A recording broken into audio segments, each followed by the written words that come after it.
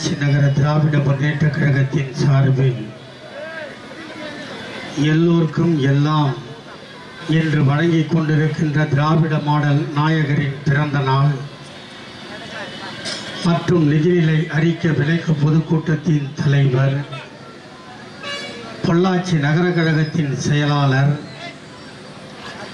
இன்று ஆளுங்கட்சியாக வந்து பேசுகின்ற என்னை எதிர்கட்சியாக இருக்கும் போதே ஒரே நாளில் 15 இடங்களில் பேச வைத்த திமுகவின் பக்தன் என் ஆறுயிர் சகோதரன் நவநீத கிருஷ்ணன் அவர்களே, நகர கழகத்தின் பொருளாளர் மரியாதைக்குரிய அண்ணன் ஆக்கி மூர்த்தி அவர்களே, பொள்ளாச்சி வடக்கு ஒன்றிய கழகத்தின் செயலாளர் அன்பிற்கினிய ராசு அவர்களே, பொள்ளாச்சி வடமேற்கு ஒன்றிய கழக செயலாளர் ரமேஷ் அவர்களே, கிணத்துக்கடவு ஒன்றிய செயலாளர் கிரி கதிர்வேல் அவர்களே, இந்த நிகழ்ச்சிக்கு என்னை வழியனுப்பி வைத்துவிட்டு வேறொரு கூட்டத்திற்கு சென்றிருக்கின்ற மாவட்ட கழகத்தின் மதிப்புமிக்க செயலாளர் என் ஆறுயிர் அண்ணன், கோவை தெற்கு மாவட்ட கழகத்தின் செயலாளர் தளபதி முருகேசன் அவர்களே, பொள்ளாச்சி வடக்கு ஒன்றிய செயலாளர் மருதவேல் அவர்களே, அமைப்பு சாரா ஓட்டுநர் அணியின் துணை செயலாளர் பணப்பட்டி தினகரன் அவர்களே, தலைமை செயற்குழு உறுப்பினர், நன்றாக இருந்த என்னை தலை சுற்றல் ஏற்படுத்திய அன்பு நண்பர் அமுத பாரதி அவர்களே, மாவட்ட பொருளாளர் ஜெயபிரகாஷ் அவர்களே, தலைமை பொதுக்குழு உறுப்பினர் பாலகிருஷ்ணன் அவர்களே, பொள்ளாச்சி நகரமன்ற துணைத் தலைவர் கௌதமன் அவர்களே, கேவி ஆறுமுகம் அவர்களே, எனக்கு தேவையான வழக்கறிஞர் அணியைச் சேர்ந்த வழக்கறிஞர் மருதராஜ் அவர்களே, தொண்டரணி பாலச்சந்திரன் அவர்களே, பொள்ளாச்சி நகர கழக நிர்வாகிகள் அழகப்பன் அவர்களே, தர்மராஜ் அவர்களே, நாச்சிமுத்து அவர்களே, பாத்திமா புகர் அவர்களே, இரும்பு சுப்பிரமணியம் அவர்களே, சி நாகராஜ் அவர்களே, நா வடிவேல் அவர்களே, கோவில் பள்ளம் சுரேஷ் அவர்களே, இறுதியில் நன்றி உரையாற்ற இருக்கின்ற மதிப்பிற்குரிய திருமலை ராஜா அவர்களே, மாவட்ட கழக செயலாளரின் உதவியாளர் அன்பிற்கினிய சிவகுமார் அவர்களே, 2 நாள் என்னை பராமரித்து பாதுகாத்த அன்பு நண்பர்கள் அவினாஷ், சபரி, நவீன் அவர்களே, 5 ஆண்டுக்கு முன்னாலும் இன்றும் எனக்கு ஓட்டுநராய் வந்த என் அன்பு சகோதரர் ஓட்டுநர் சபரி அவர்களே,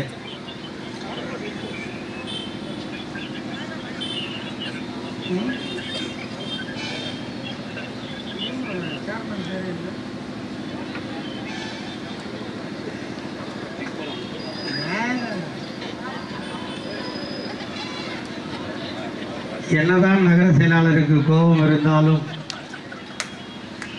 மனைவியின் பெயரே டிக்கெடிக்காமல் இருக்கிறதெல்லாம் வீட்டில் போய் வச்சுக்கோங்க. இங்கே நாங்கள் கஷ்டப்பட்டு அடுப்படியில் சமையல் பண்ண ஆளை எங்கள் பெரிய தாத்தா பெரியார் போராடி உரிமையை வாங்கி கொடுத்து, எங்கள் சின்ன தாத்தா கலைஞர் அதுக்காகவே தன் உயிரை கொடுத்து பெண்களை முன்னேற்றி சிறையிலே வாழுகின்றானே என் ஆறுயிர் அண்ணன் அருமைக்கினிய அண்ணன் செந்தில் பாலாஜி, அவரால் உருவாக்கப்பட்டு அவரச்சாரம் போட்டு இவ்வளவு கஷ்டப்பட்டு நாங்கள் சேர்மன் ஆகும், நீங்கள் டிக் பண்ணாத விடுவீங்க. இருந்தாலும் என் தங்கச்சியை நான் விட்டுருவேன்னா, அதான் எங்கேயா டிக் பண்ணலன்னு கேட்டேன். பொள்ளாச்சி நகர்மன்ற தலைவர் சியாமலா நவநீதன் அவர்களே, திரளாக வருகை தந்திருக்கின்ற பெரியோர்களே, அன்பிற்கினிய தாய்மாரே, எதிர்கால இந்தியாவை உருவாக்க காத்திருக்கும் என் அருமை இளைஞர் சமுதாயமே, இதற்கெல்லாம் மேலாய் உடன்பிறப்பே என்று அழைத்து விட்டால் உயிரையும் தருவதற்கு தயாராக இருக்கின்ற டாக்டர் கலைஞரின் அன்பு உடன்பிறப்புகளே, உங்கள் அனைவருக்கும் என் எண்ணம் எனும் நான் எடுத்து வண்ணமலர் பூக்களை வார்த்தை என வருத்தி முதற்க நன்றி எனும் மாலைதனை சூட்டுகிறேன். நன்றி என்று நான் 60 நாள் ஜெயிலில் இருந்துன்னு ஒரு 4 நாளாக குறைச்சி சொன்னார் உங்கள் செயலாளர். 64 நாள் இருந்தேன்.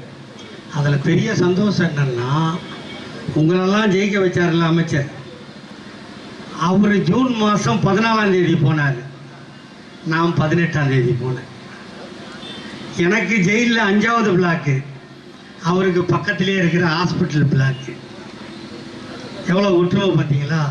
கட்சிக்காக உயிரை கொடுத்து தியாகம் செய்து 10 தொகுதிகள் பாழாய் போனதற்கு பின்னால் பொறுப்பேற்று 97% ஒரு மனிதனால் வெற்றி பெற செய்ய முடியும் என்று சொன்னால் அது என் அண்ணன் செந்தில் பாலாஜியால் மட்டும்தான் முடியும். செஞ்சு கொடுத்தாரா இல்லையா? பெட்டைகள், பேடிகள், தைரியம் இல்லாதவர்கள், எதிர்த்து நின்று ஜெயிக்க வக்கில்லாதவர்கள் பொய்யான காரணத்தை சொல்லி சீப்பை ஒழித்து வைத்தால் திருமணம் நின்றுவிடும் என்று நினைத்தார்கள். நான் 2ஆம் தேதி கரூருக்கு போனேன். அங்கே திரண்டிருந்த கூட்டத்தை பார்க்கும்போது நான் புல்லரித்து போனேன். ஏனென்றால் அங்கே இருக்கின்ற 80,000 வாக்காளர்களும் ஏதாவது ஒரு விதத்தில் செந்தில் பாலாஜியின் உதவியை பெற்றவர்களாகவே இருந்தார்கள். அதுதான் வேடிக்கை. பள்ளிக்கு சீட்டு, ஃபீஸ் கட்ட பணம், காலேஜுக்கு சீட்டு, ஃபீஸ் கட்ட பணம், கொரோனா காலத்தில் அரிசி, உதவித்தொகை, இத்தனையும் கொடுத்து ஒவ்வொரு வீட்டிலும் அவர்கள் பிள்ளைகளாக வாழுகின்ற ஒருவனை போய் சிறையில் அடைத்திருக்கிறீர்களே, என்ன பாவம் செய்தான்? இந்த இயக்கத்தை வாழ வைத்ததை தவிர வேறு எதுவும் செய்யவில்லை. ஆனால் கொண்டு சொல்கிறேன், அவன் ஒரு சிங்கம். எப்படி விழுந்தானோ அதை விட வேகமாக எழுந்து வந்து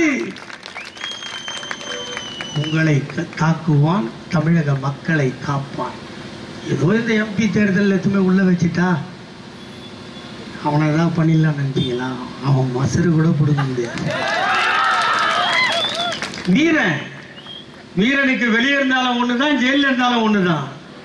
64 நாள்ல 2 நாள் தான் அவரை சந்திச்சேன். ஒரு நாள் பிளாக்ல போய் பார்த்தேன், ஒரு நாள் வாக்கிங் வரும்போது பார்த்தேன். 2 நாள் பேசுறேன், அவ்வளவுதான். அதுக்கப்புறம் நான் போய் அவரை தொல்லை கொடுக்கல. நான் ஜாலியா இருந்தேன். என்ன சமீபத்தில் பேட்டி கேட்டான் வந்து யூடியூப்ல வந்து, நீங்க ஜெயிலில் 64 நாள் கஷ்டப்பட்டீங்களான்னு. அடப்போடா பொறும்போக்கு, எனக்கு எங்க தாத்தா கலைஞர் தேட்டின ஜெயில்ரா, என் வீட்டில் இருக்கிற வசதியை விட புழலில் நல்லாவே இருந்தேன்டான்னு சொன்னேன். உடனே அவன் கேமராவை தூக்கிட்டு வீட்டுக்கு வந்துட்டான். நான் சொன்னது உண்மையா பொய்யான்னு பார்க்க. அது மாதிரி திமுக காரனை ஜெயிலில் வச்சுட்டா என்னை சொந்த கட்சியை உள்ள வச்சதெல்லாம் சொன்னாங்க. ஊரெல்லாம் சொல்கிறார்கள், என்னை அவதூறு பரப்புகிறார்கள். இதை கேட்டுக்கொண்டு ஒரு தகப்பன் சும்மா இருப்பானா? அவர்களின் வாயை அடைப்பதற்கு என்னை சிறையில் வைத்து பாதுகாத்தான் என் அண்ணன் தளபதி. 64 நாள் முடித்தேன், வந்தேன். நான் இவ்வளவு சீக்கிரத்தில் கட்சியில் சேர்த்துக் கொள்வார்கள் என்று நான் நம்பவில்லை. அதற்கு காரணம் இது நிற்கிறார்களே என் தம்பிமார்கள். நான் 64 நாள் சிறையில் இருந்தேன். என்னை தமிழகம் முழுவதும் பேச வைத்த தம்பிகள் இவர்கள். எதை திறந்தாலும் எதை தட்டினாலும் நான் மட்டுமே இருந்தேன். அதுக்கு இவங்கெல்லாம் தான் காரணம். இவர்கள் கொடுத்த குடைச்சலில், இவர்கள் கொடுத்த தொல்லையில் என் தலைவன் இறங்கி வந்து என்னை ஏற்றுக்கொண்டான். அதற்காக என் தம்பிகளை உங்களுக்கு கோடான கோடி நன்றி. இன்று 3 ஆண்டுகளை நிறைவு செய்ய போகிறோம். இந்த ஆட்சி வந்து இங்கே எனக்கு முன்னால் பேசினார்கள். வெயில் காலத்தில் தாமரம் முளைக்காதுன்னு சொன்னார் ஒரு அண்ணன். தமிழ்நாட்டில் எப்பவுமே முளைக்காதுங்க. தூத்துக்குடியிலேயே தலை கீழே நின்னாங்க. எங்க அக்கா கனிமொழி கிட்ட போய், அங்க ஒரு அக்கா போய் நின்னுச்சு, தாமரை மலர்ந்தே தீரும். நான் சொன்னேன், அக்கா இது கடற்கரை பூமி, இங்க மலராதுக்கா. மறுபடியும் அது சொல்லிச்சு, தாமரை மலர்ந்தே தீரும். அக்கா ஊட்டியில தாங்கா தாமரை பூ மலரும், தூத்துக்குடியில கடல் தாங்கா மலராதுன்னு. எங்க அக்கா கனிமொழி காம்பை கிள்ளி நட்டு நிற்க வச்சுட்டு ஜெயிச்சுட்டு வந்துட்டாங்க. வெக்கமா இல்லைடா உங்களுக்குலாம்? ஜெயிச்சவனுக்கு பதவி கொடுக்கத்தானே பார்த்துருப்பீங்க. ஆனால் பிஜேபி பார்த்தீங்கன்னா எக்ஸ்பிரி ஆன மாத்திரை, பழைய சாமான், விற்காத பொருள். டெல்லியில் ஒன்று வியாபாரம் பார்த்துருந்தா கிரண் பேடியா, அதை கூப்பிட்டு வந்தாங்க கவர்னர் ஆனாங்களா. எம்பி தேர்தலில் எம்எல்ஏ தேர்தலில் நின்று தோத்துச்சா தமிழிசை, அதை கவர்னர் ஆக்கினாங்களா. எல் முருகன் தோத்து போனாரா, அவர் டெல்லி மந்திரி ஆனாரா? இப்படி எக்ஸ்பிரி ஆனதெல்லாம் வச்சுக்கிட்டு பல்லடத்துக்கு வந்து கம்முன்னு போயிட்டான் ஆளு. கொஞ்சம் தூரமாக போய் சொல்கிறான், திமுகவை அழிப்பேன். உனக்கு வரலாறு தெரியுமா? திமுகவை அழிப்பேன்னு சொன்னவனுக்கெல்லாம் சமாதி கட்டி அழகு பார்த்த கட்சி திமுக. எங்கள் தலைவருக்கு 90 வயசாயிடுச்சு. அப்போ ஆஸ்பத்திரியில் அட்மிட் ஆனார். எல்லாம் சொன்னா வயசாயிடுச்சு, செத்துருவாரு. அப்போ நான் சொன்ன மேடையில் எங்கள் அப்பா ஒருத்தன், என் ஆத்தா ஒருத்தி. நான் சொன்னேன், என் தலைவனுக்கு இப்போது மரணம் இல்லை, காரணம் அவன் இன்னொரு சமாதியை கட்டிவிட்டுத்தான் மறைவார் என்று சொன்னேன். கட்டிவிட்டுத்தான் மறைந்தார். அதனால எங்களை எவெல்லாம் அழிஞ்சிருவேன்னு சொல்றானோ அவனுக்கெல்லாம் ஆயுசு கம்மின்னு அர்த்தம். மோடி வந்து பேசிட்டார்ல, குறவு. அப்புறம் நம்மால் சொன்னாராம், மோடியோட நகத்துக்கா. ஏன்னா முட்டாளெல்லாம் பேசலாமாடா எங்க அண்ணன்? அவங்க அப்பா பேரையும் தாத்தா பேரையும் எடுத்துட்டா உதயநிதிக்கு 2 ஓட்டு கூட வராது. இவர் நின்னார் இல்லை அரவக்குறிச்சியில்.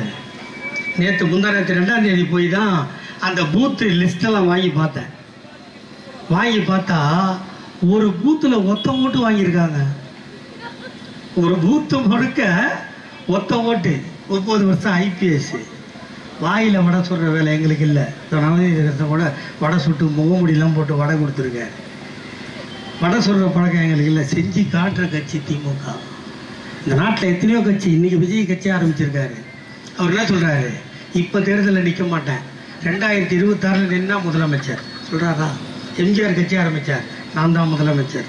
விஜயகாந்த் கட்சி ஆரம்பித்தார், அடுத்த முதலமைச்சர். ஏங்க நம்ம சரத்குமார் கூட அடுத்த முதலமைச்சராக நான் ஆகக்கூடாதான்ட்டார், சொன்னாரா? ஆனால் உலகத்தில் ஒரு கட்சி நாங்கள் ஆட்சிக்கு வருவோம் என்று சொல்லாமல் மக்கள் பணியாற்றுவோம் என்று ஒரு கட்சி கிளம்பியது என்று சொன்னால் இந்தியாவில் திராவிட முன்னேற்ற கழகத்தை தவிர வேறு எந்த கட்சியும் இல்லை. தேர்தலில் போட்டி போடலாமா வேணாமான்னு பாக்ஸ் வச்சு கேட்ட கட்சி தான் இந்த கட்சி. தெரியுமா உனக்கு? இந்தியாவிலேயே முத ஒரு மாநில கட்சி ஆட்சி கட்டிலில் அமர்ந்தது என்று சொன்னால் அதுவும் திராவிட முன்னேற்ற கழகம் தான். எங்களை பார்த்து வாரிசு அரசியல், வாரிசு அரசியல், வாரிசு அரசியல். வாரிசு இல்லைன்னா ஆஸ்பத்திரிக்கு போங்க. இல்லை அதுவும் இல்லைன்னா இப்போ எத்தனையோ வந்துருச்சு கருத்தரிப்பு மையம். இல்லை 2 மாசத்துல கல்யாணம் ஆகி 2 மாசத்துல புள்ள ஒன்னா அதுக்கு ஒரு அம்மா இருக்குது, ரெட்டை புள்ள. கல்யாணம் ஆன 2 மாசத்துல எவ்வளோ இருக்குது பார்த்துக்குங்க. உங்களுக்கு இல்லைன்னா எங்களையும் கேட்குறீங்க. எங்களுக்கு வாரிசு இருப்பதால் தான், குடும்பம் இருந்ததால், பிள்ளை குட்டி பிறந்ததால், பேரன் பேத்தி எடுத்ததால், அவர்கள் படுகின்ற கஷ்டத்தை அறிந்ததால் எங்கள் தாத்தா கலைஞர் தமிழ்நாட்டுக்கு அள்ளி கொடுத்தார். அவரது மகனாக பிறந்ததால், அவர் ரத்தம் அவர் உடம்பில் ஓடுவதால் எங்கள் அண்ணன் தளபதி அப்பனுக்கு மேல் தாண்டி செய்கிறார். எதிர்காலத்தில் எங்கள் அண்ணன் உதயநிதி இந்த தமிழ்நாட்டை ஆளுவார், அவரும் திட்டங்களை தீட்டுவார். நாங்க எங்க கட்சியில பதவி கொடுத்தா நீ வாரிசுன்னு சொல்லலாம். நாங்க தேர்தலில் நிற்க வைக்கிறோம். நீங்கள் சேப்பாக்கம் திருவல்லிக்கேணி தொகுதி மக்களை கேவலப்படுத்துகிறீர்கள். நின்றார், வாக்களித்தார், வெற்றி பெற்றார், சட்டமன்ற உறுப்பினரானார், மந்திரி ஆயிருக்காரு. உங்களை மாதிரியா கொல்லப்புறமா பிளாக் டிக்கெட்ல படம் பார்க்குற ஆளானாங்க. மக்களை சந்திப்போம். எங்க அக்கா கனிமொழி மேல் சபை எம்பி இருந்தாங்களா இல்லையா? ஆனா அந்த பதவியை விட்டுட்டு நான் மக்களை சந்தித்து நாடாளுமன்றம் செல்வேன் என்று சொன்ன சிங்கப்பெண் எங்கள் அக்கா கனிமொழி. நாங்க மக்களை சந்திக்கிறவங்க. ஆட்சிக்கு வந்தோம். நாங்க ஆட்சிக்கு வரும்போது நாள் கொரோனா விரட்டியது, உங்களை துரத்தி தாக்கியது. ஆஸ்பத்திரிக்கு போனால் ஆக்சிஜன் இல்லை, படுக்கை இல்லை, அவஸ்தை. அப்போது சொன்னோம் நம்ம பழனிசாமியை பார்த்து, ஐயா ஒரு 5000 ரூபா கூடிய மக்கள்லாம் நிம்மதியாக வாழட்டோன்னு. பணம் எங்கே இருக்கிறது? 1000 ரூபாய் கொடுத்தார். நான் அப்போதே கேட்டேன். அந்த 1000 ரூபா யாருமே வேலைக்கு போகல, எல்லாம் டிவி முன்னாடி தான் உட்காந்துருந்தோம். ஒரு மாதத்துக்கு கேபிள் டிவி காசு எவ்வளோப்பா? இங்கே எங்கள் வீட்டில் 300 ரூபா, 270, 220. 4 மாதம் கேபிள் டிவி காசு கட்டினா அந்த 1000 ரூபா போயிடுமா? அப்போது சொன்னான். எல்லோரும் என்ன சொன்னான்? வீட்டிலிரு, விழித்திரு, விலகிரு, தனித்திரு.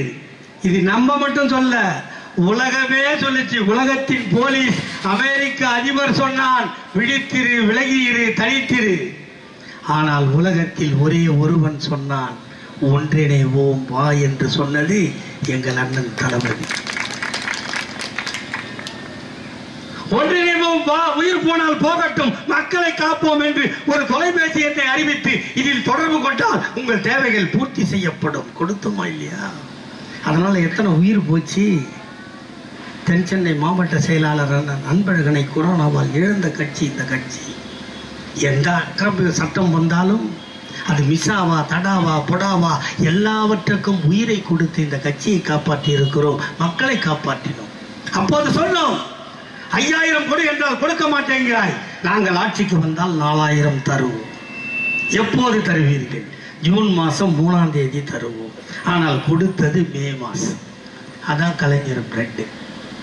இப்போ சொன்னல 4000 ரூபாய் எங்கிருந்து வந்துச்சு? கல்லாவை தொடச்சி நக்கிட்டு போயிட்டானுங்க ஏடிஎம். கல்லா பெட்டியில் பணம் இல்லை, ஆனால் மனம் இருந்தால் கொடுக்கலாம் என்று சொல்லி என் தலைவன் கொடுத்தார். நாங்கள் ஆட்சிக்கு வந்தால் என் அருமை தாய்மார்களுக்கு பஸ்ஸிலே பயணம் செய்வதற்கு கட்டணம் இல்லை, செய்வோம் சொன்னோம். அதென்ன இலவச பஸ்ஸா? உங்களின் உரிமை பயணம். நீங்க என்னதான் வேலை பார்த்தாலும், வீட்டு வேலை, கொத்தனார் வேலை, சித்தாள் வேலை, ஊடு துடைக்கிறது, ஆபீஸ் துடைக்கிறது, எது பார்த்தாலும் அந்த சம்பாதனையை கொண்டு போய் கணவனிடம் கொடுப்பீர்கள், மாமனாரிடம் கொடுப்பீர்கள், மாமியாரிடம் கொடுப்பீர்கள். காலையில் எழுந்தவுடன் என்னங்க பஸ்ஸுக்கு காசு கொடு, அட்டை பஸ்ஸுக்கு காசு கொடு கேட்டீங்களா இல்லையா? இப்போது எவரிடமும் போய் நீங்கள் கையேற்ற வேண்டியதில்லை. ஹேண்ட்பேக்கை எடுத்துக்கொண்டு முந்தானையை ஆட்டிக்கொண்டு பஸ்ஸில் ஏறி அமர்ந்தால் கண்டக்டர் பஸ் விசிலடிப்பான், டிரைவர் ஓட்டுமா. இந்த உரிமையை பெற்று தந்தது எங்களுடன் தளபதி. சரி, பஸ்ஸில் அனுப்பிச்சிட்ட, வீட்டில் இருக்கமே நாங்கள் என்ன பண்ணுறது? வேலைக்கும் போகிறதில்ல, ஒன்றும் போகிறதில்ல. பொல்லாத புருஷன் எங்கேயும் அனுப்ப மாட்டேன்றான், அவனுக்கு என்ன பண்ணுறது கேட்டீங்க. எங்கள் அண்ணன் தளபதி சொன்னார், மாதம் 1000 ரூபாய் உங்களுக்கு உரிமை தொகை தருவேன். கொடுத்தோமா இல்லையா? அடுத்து பெண் குழந்தை பிறந்து படிக்க போகிறார்கள், அவர்கள் கல்லூரிக்கு போக வேண்டும். சின்ன சின்ன விஷயம், ஒரு ஜெராக்ஸ் எடுக்கணும், ஒரு ப்ராஜெக்ட் செய்யணும். அம்மா கிட்ட, அப்பா கிட்ட, அண்ணன் கிட்ட, தம்பி கிட்ட எப்படி கெஞ்சிச்சிங்க அந்த குழந்தைங்க. 6ஆம் வகுப்பிலிருந்து 12ஆம் வகுப்பு வரை படித்திருந்தால் கல்லூரி செல்கின்ற பெண்களுக்கு புதுமை பெண் திட்டம் மாதம் 1000 ரூபாய் கொடுத்துட்டோம். உடனே கேட்டான் பையெல்லாம் சேர்ந்து, நாங்களும் தானே பசங்க, அது என்ன பொம்பளை பசங்களுக்கு மட்டுமா? புள்ளக்குட்டி இருப்பதால், பேரம் பேத்தி எடுத்ததால் எங்கள் அண்ணன் தளபதி யோசித்தார், இந்த பட்ஜெட்டில் அறிவித்தார், ஆண்களும் அரசு பள்ளியில் படித்திருந்தால் உங்களுக்கும் 1000. இதை விட எவ்வளோ செய்வோம்? நாங்கள் தேர்தலில் சொன்னோமா? பள்ளிக்கூடத்தில் படிக்கின்ற 1 முதல் 5 வரை படிக்கின்ற மாணவ மாணவிகளுக்கு காலை சிற்றுண்டி கொடுப்போம் என்று சொன்னோமா? இல்லை. எங்கள் அண்ணன் நேராக போய் பார்த்தார். காலையில் சாப்பிட்டியா? இல்லை, அம்மாவும் வேலைக்கு போகிறாங்க, அப்பாவும் வேலைக்கு போகிறாங்க, நாங்கள் சாப்பிடல. நேரடியாக கேட்டார், உடனே வந்தார். திட்டம் பிறந்தது, குழந்தைகளுக்கு காலை உணவு திட்டம். இப்படி எந்த திட்டத்தை நாங்கள் செய்யாமல் விட்டுவிட்டோம்?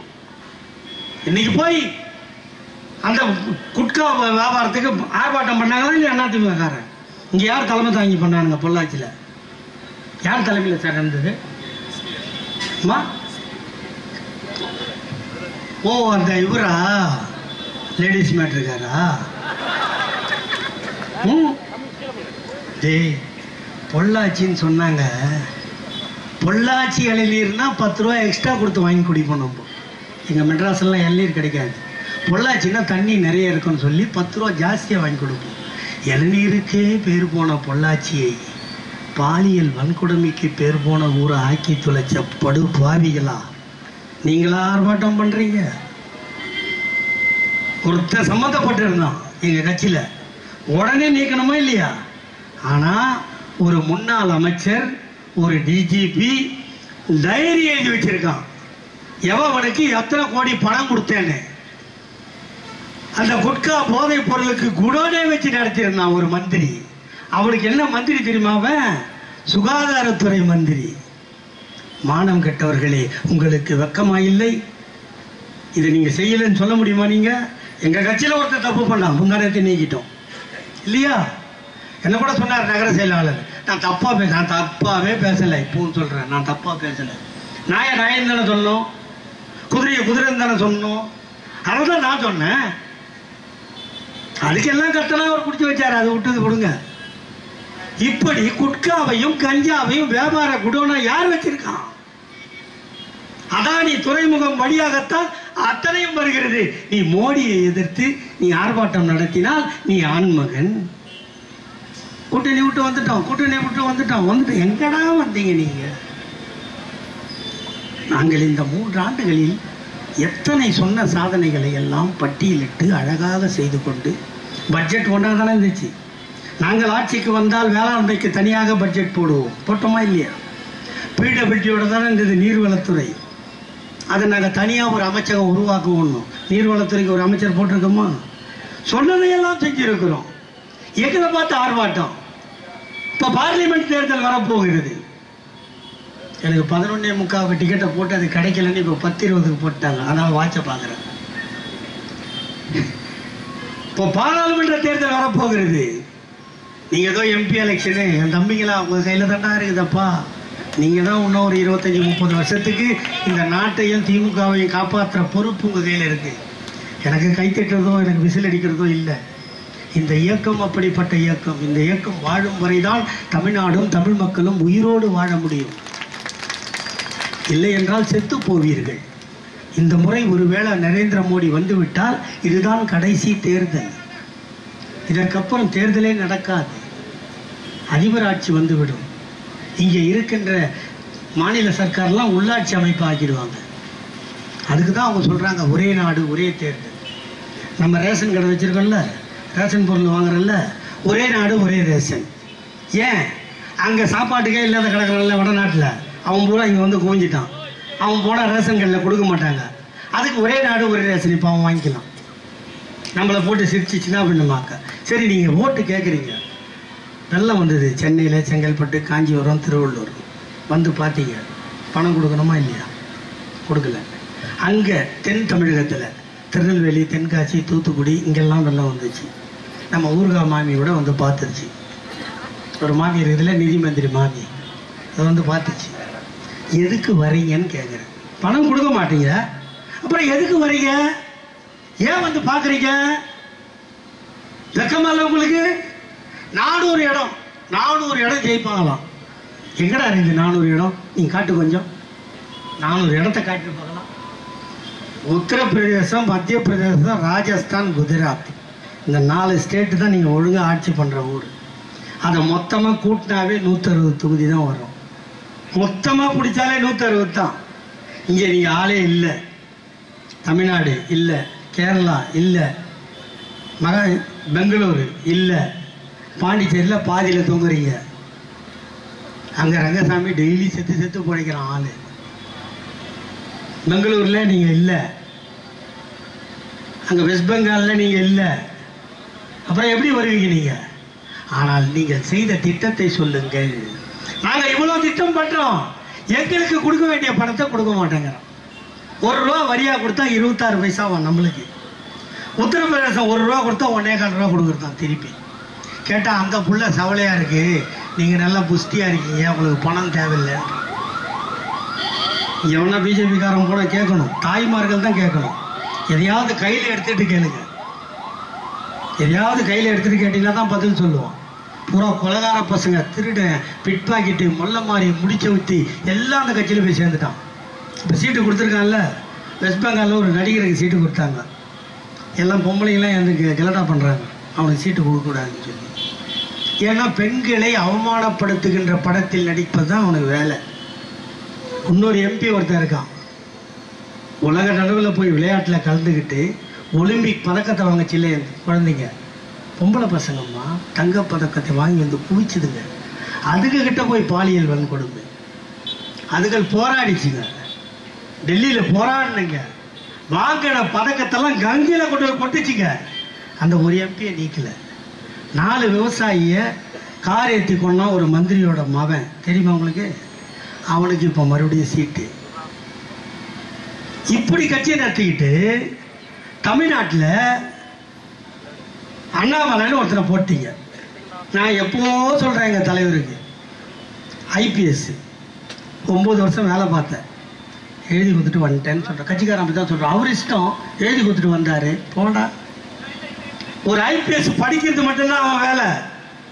படித்து முடிச்சான்னா அவனை தயார் பண்ணி ஐபிஎஸ்ஸா அட்மிட் பண்ற வரைக்கும் தமிழ்நாடு சர்க்கார் செலவு செய்கின்ற பணம் பல லட்சங்கள். அவனுக்கு கண்டு தெரியலன்னா கண்டாக்டர் வச்சு ஆபரேஷன் பண்ணணும், காலு கோணியா இருந்தான்னா நிமித்தணும், ஆளு சவளையா இருந்தா பேண்ட் நிக்கல.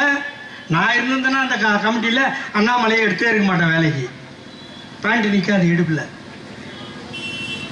இவ்வளவும் தயார் பண்ணி உன்னை உட்கார வைக்கிறது எதுக்காக? 58 வயசு வரைக்கும் இந்த மண்ணுக்காகவும் இந்த மக்களுக்காகவும் உழைப்பேன்னு சொல்லி தான் பொறுப்பேற்றுட்டு போறேன். 9 வருஷம் வேலை பார்த்தேன், விட்டுட்டு வந்துட்டேன். அங்க என்ன சொன்னேன்? நான் தமிழர் என்று சொல்வதை விட கன்னடக்காரன் என்று சொல்வதில் நான் பெருமை அடைகிறேன். சொன்னியா இல்லையா? நீ சொன்னது வீடியோவா இருக்கு. இப்ப என்ன சொல்ற? என் மண் என் மக்கள். யார் மண் இது? இது எங்க மண்ணு. நீங்களாம் வாடகைக்கு வந்தவன், குடியிருந்தா வாடகை கொடுத்துட்டு ஒழுங்கா ஊட்ட காலி பண்ணிட்டு போயிட்டே இருக்கணும். சொல்றான் பாருங்களேன், வெக்கமே இல்லை. 9 வருஷம் ஐபிஎஸ் வேலை பார்த்தவன் எனக்கு ஒரு ஃப்ரெண்டு வீட்டு வாடகை கொடுக்குறான், இன்னொரு ஃப்ரெண்டு டீசல் போடுறான், இன்னொரு ஃப்ரெண்டு கார் கொடுக்குறான். தூக்கு போட்டு சாவு இல்லையா? நான் 8 மாசம் கட்சியில இல்லை, 2 மாசம் ஜெயில, 6 மாசம் வீட்டில். என்ன எல்லோரும் சொன்னார்கள், அந்த எம்எல்ஏ பாரு, இந்த எம்எல்ஏ பாரு. யாரையாவது போனோம், எவனாவது பார்க்க வேண்டும் என்றால் என்னை என் வீட்டுக்கு வந்து பார்க்கட்டும். அவன் தான் கலைஞரின் மகன், அண்ணன் தளபதியின் தம்பி. ஆம்பளடா. நீ தமிழ்நாடு முழுக்க போன் பண்ணி கேட்டு பாரு, எவனையாவது நான் போய் பார்த்தேன்னு. ராத்திரி 1 மணிக்கு இந்த துண்டப்பாய் எடுத்து பார்ப்பேன், தூக்கம் வராது. மைக் இல்லை, மேடை இல்லை, எவ்வளோ அமைதியா இருக்கும். இது கட்சி. உனக்கு வாடகை அடுத்தவங்கிட்ட வாங்கி சாப்பிட்ற உனக்கு வாய் ஏண்டா சொல்லு? வீட்டு வாடகை உனக்கு வக்கு இல்லாத உனக்கு வாய் ஏன்? சரி, நீங்க வரீங்க, ஓட்டு கேட்குறீங்க, வெக்கமா இல்லை? எம்ஜிஆரை புகழ்ந்துட்டு போற. அண்ணாமலை நீ தானே சொன்ன, உலகத்திலேயே பதவியில் இருக்கும்போது ஜெயிலுக்கு போன குற்றவாளி ஜெயலலிதா. அண்ணாமலை தானங்க சொன்னாரு. என் பொண்டாட்டி ஜெயலலிதா விட 10 மடங்கு அறிவாளின்னு சொன்னான். எங்க அம்மா ஜெயலலிதா விட 100 மடங்கு அறிவாளின்னு சொன்னான். ஆனா உன்னை நிக்க வச்சுட்டு தான் நரேந்திர மோடி சொன்னார், ஜெயலலிதா ஜியே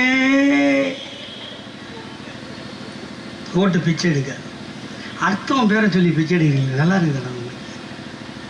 அர்த்தம் கஷ்டப்பட்டு பொண்ணு பார்த்து கல்யாணம் பண்ணி அவெல்லாம் கஷ்டப்பட்டு அந்த பொண்ணை மாசமாக்கி புள்ள பெற்று அதுக்கு பேர் வச்சு வளர்த்து ஆளாக்கி விட்டா இவன் போய் நான் தான் அப்பன்றான். இந்த குழப்புக்கு உயிரோடு இருக்கலாமா? இப்போ அப்படித்தான் கிட்டத்தட்ட ஒரு 700 சொச்ச எம்எல்ஏ எம்பிகளை விலைக்கு வாங்கி தான் ஊரெல்லாம் ஆட்சி அமைச்சிட்டு இருக்கான். இது ஒரு கட்சியா? அவருக்கு ஏன் போடக்கூடாது? இப்ப கேட்கிறான், இந்தியா கூட்டணியில் யார் பிரைம் மினிஸ்டர் கேண்டிடேட்? நாங்க 2004 சொல்லிட்டு வந்தோம். 2004 வாஜ்பாய் பிரதமராக இருந்தார் இல்லையா? அப்போ அவங்க என்ன, இந்தியா ஒளிர்கிறது, வாஜ்பாய்க்கு ஓட்டு போடுதுன்னு கேட்டீங்க. நாங்க யாரு பிரைம் மினிஸ்டர் சொல்லவே இல்லை. எங்க தாத்தா கலைஞர் மட்டும்தான் சொன்னாரு, நேருவின் மருமகளே வருக, நிலையான ஆட்சி தருக இல்லையா? ஓட்டு போட்டோம், 10 வருஷம் ஆட்சி பண்ணோம். கேட்குறோம், நீங்கள் டெல்லியில காங்கிரஸோட கூட்டணி இருக்கும்போது என்ன கொண்டு வந்தீர்கள்? உன் கண் எதிர்க்கிற இந்த பாலங்கள்லாம் போய் பாடுறா, நேஷனல் ஹைவேஸ் எல்லாம் போய் பாடுறா, தமிழ் செம்மொழி ஆய்வு மையத்தை போய் பாடுறா, சேது சமுத்திர கால்வாய் திட்டத்தை கொண்டு வந்தா, காவேரி பிரச்சனை தீர்த்திருக்கண்டா. இவ்வளவும் நாங்க பண்ணோம் இந்தியா கூட்டணி, ஐக்கிய முற்போக்கு கூட்டணியில. நீ இந்த 10 வருஷம் என்ன பண்ண? எவ்வளவு கேஸ் இருந்தது? விலை 380 ரூபா இருந்ததா? 1150 ரூபா. யார் அப்போ விட்டு பணத்தை கொடுக்குறது? 52 ரூபா இருந்த பெட்ரோல் 102 ரூபா. டீசல் விலை ஏறி போச்சு. டீசல் விலை ஏறினதுனால காய்கறியிலேருந்து மளிகை சாமான்லேருந்து எல்லாம் விலை ஏறி போச்சு. அதை குறைக்கிறதுக்கு துப்பு இல்லை. கேட்டால் தமிழில் குரல் சொல்கிறாராம், தமிழில் திருக்குறள் அவர் சொல்கிற திருக்குறள்லாம் பார்த்துக்கிறீங்களா நீங்கள்? வெக்கக்கேடு. தமிழ் வாயில் நுழையிலாம் விட்டு போயிட்டோம்.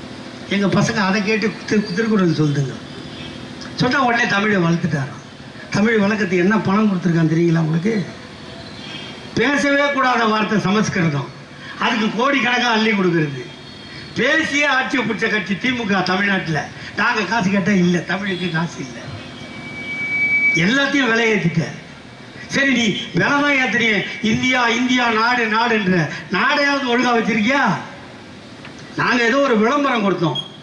விளம்பரம் கொடுத்தா அந்த சீனா கொடி வந்துடுச்சா? சீனா கொடி தானே வந்தது.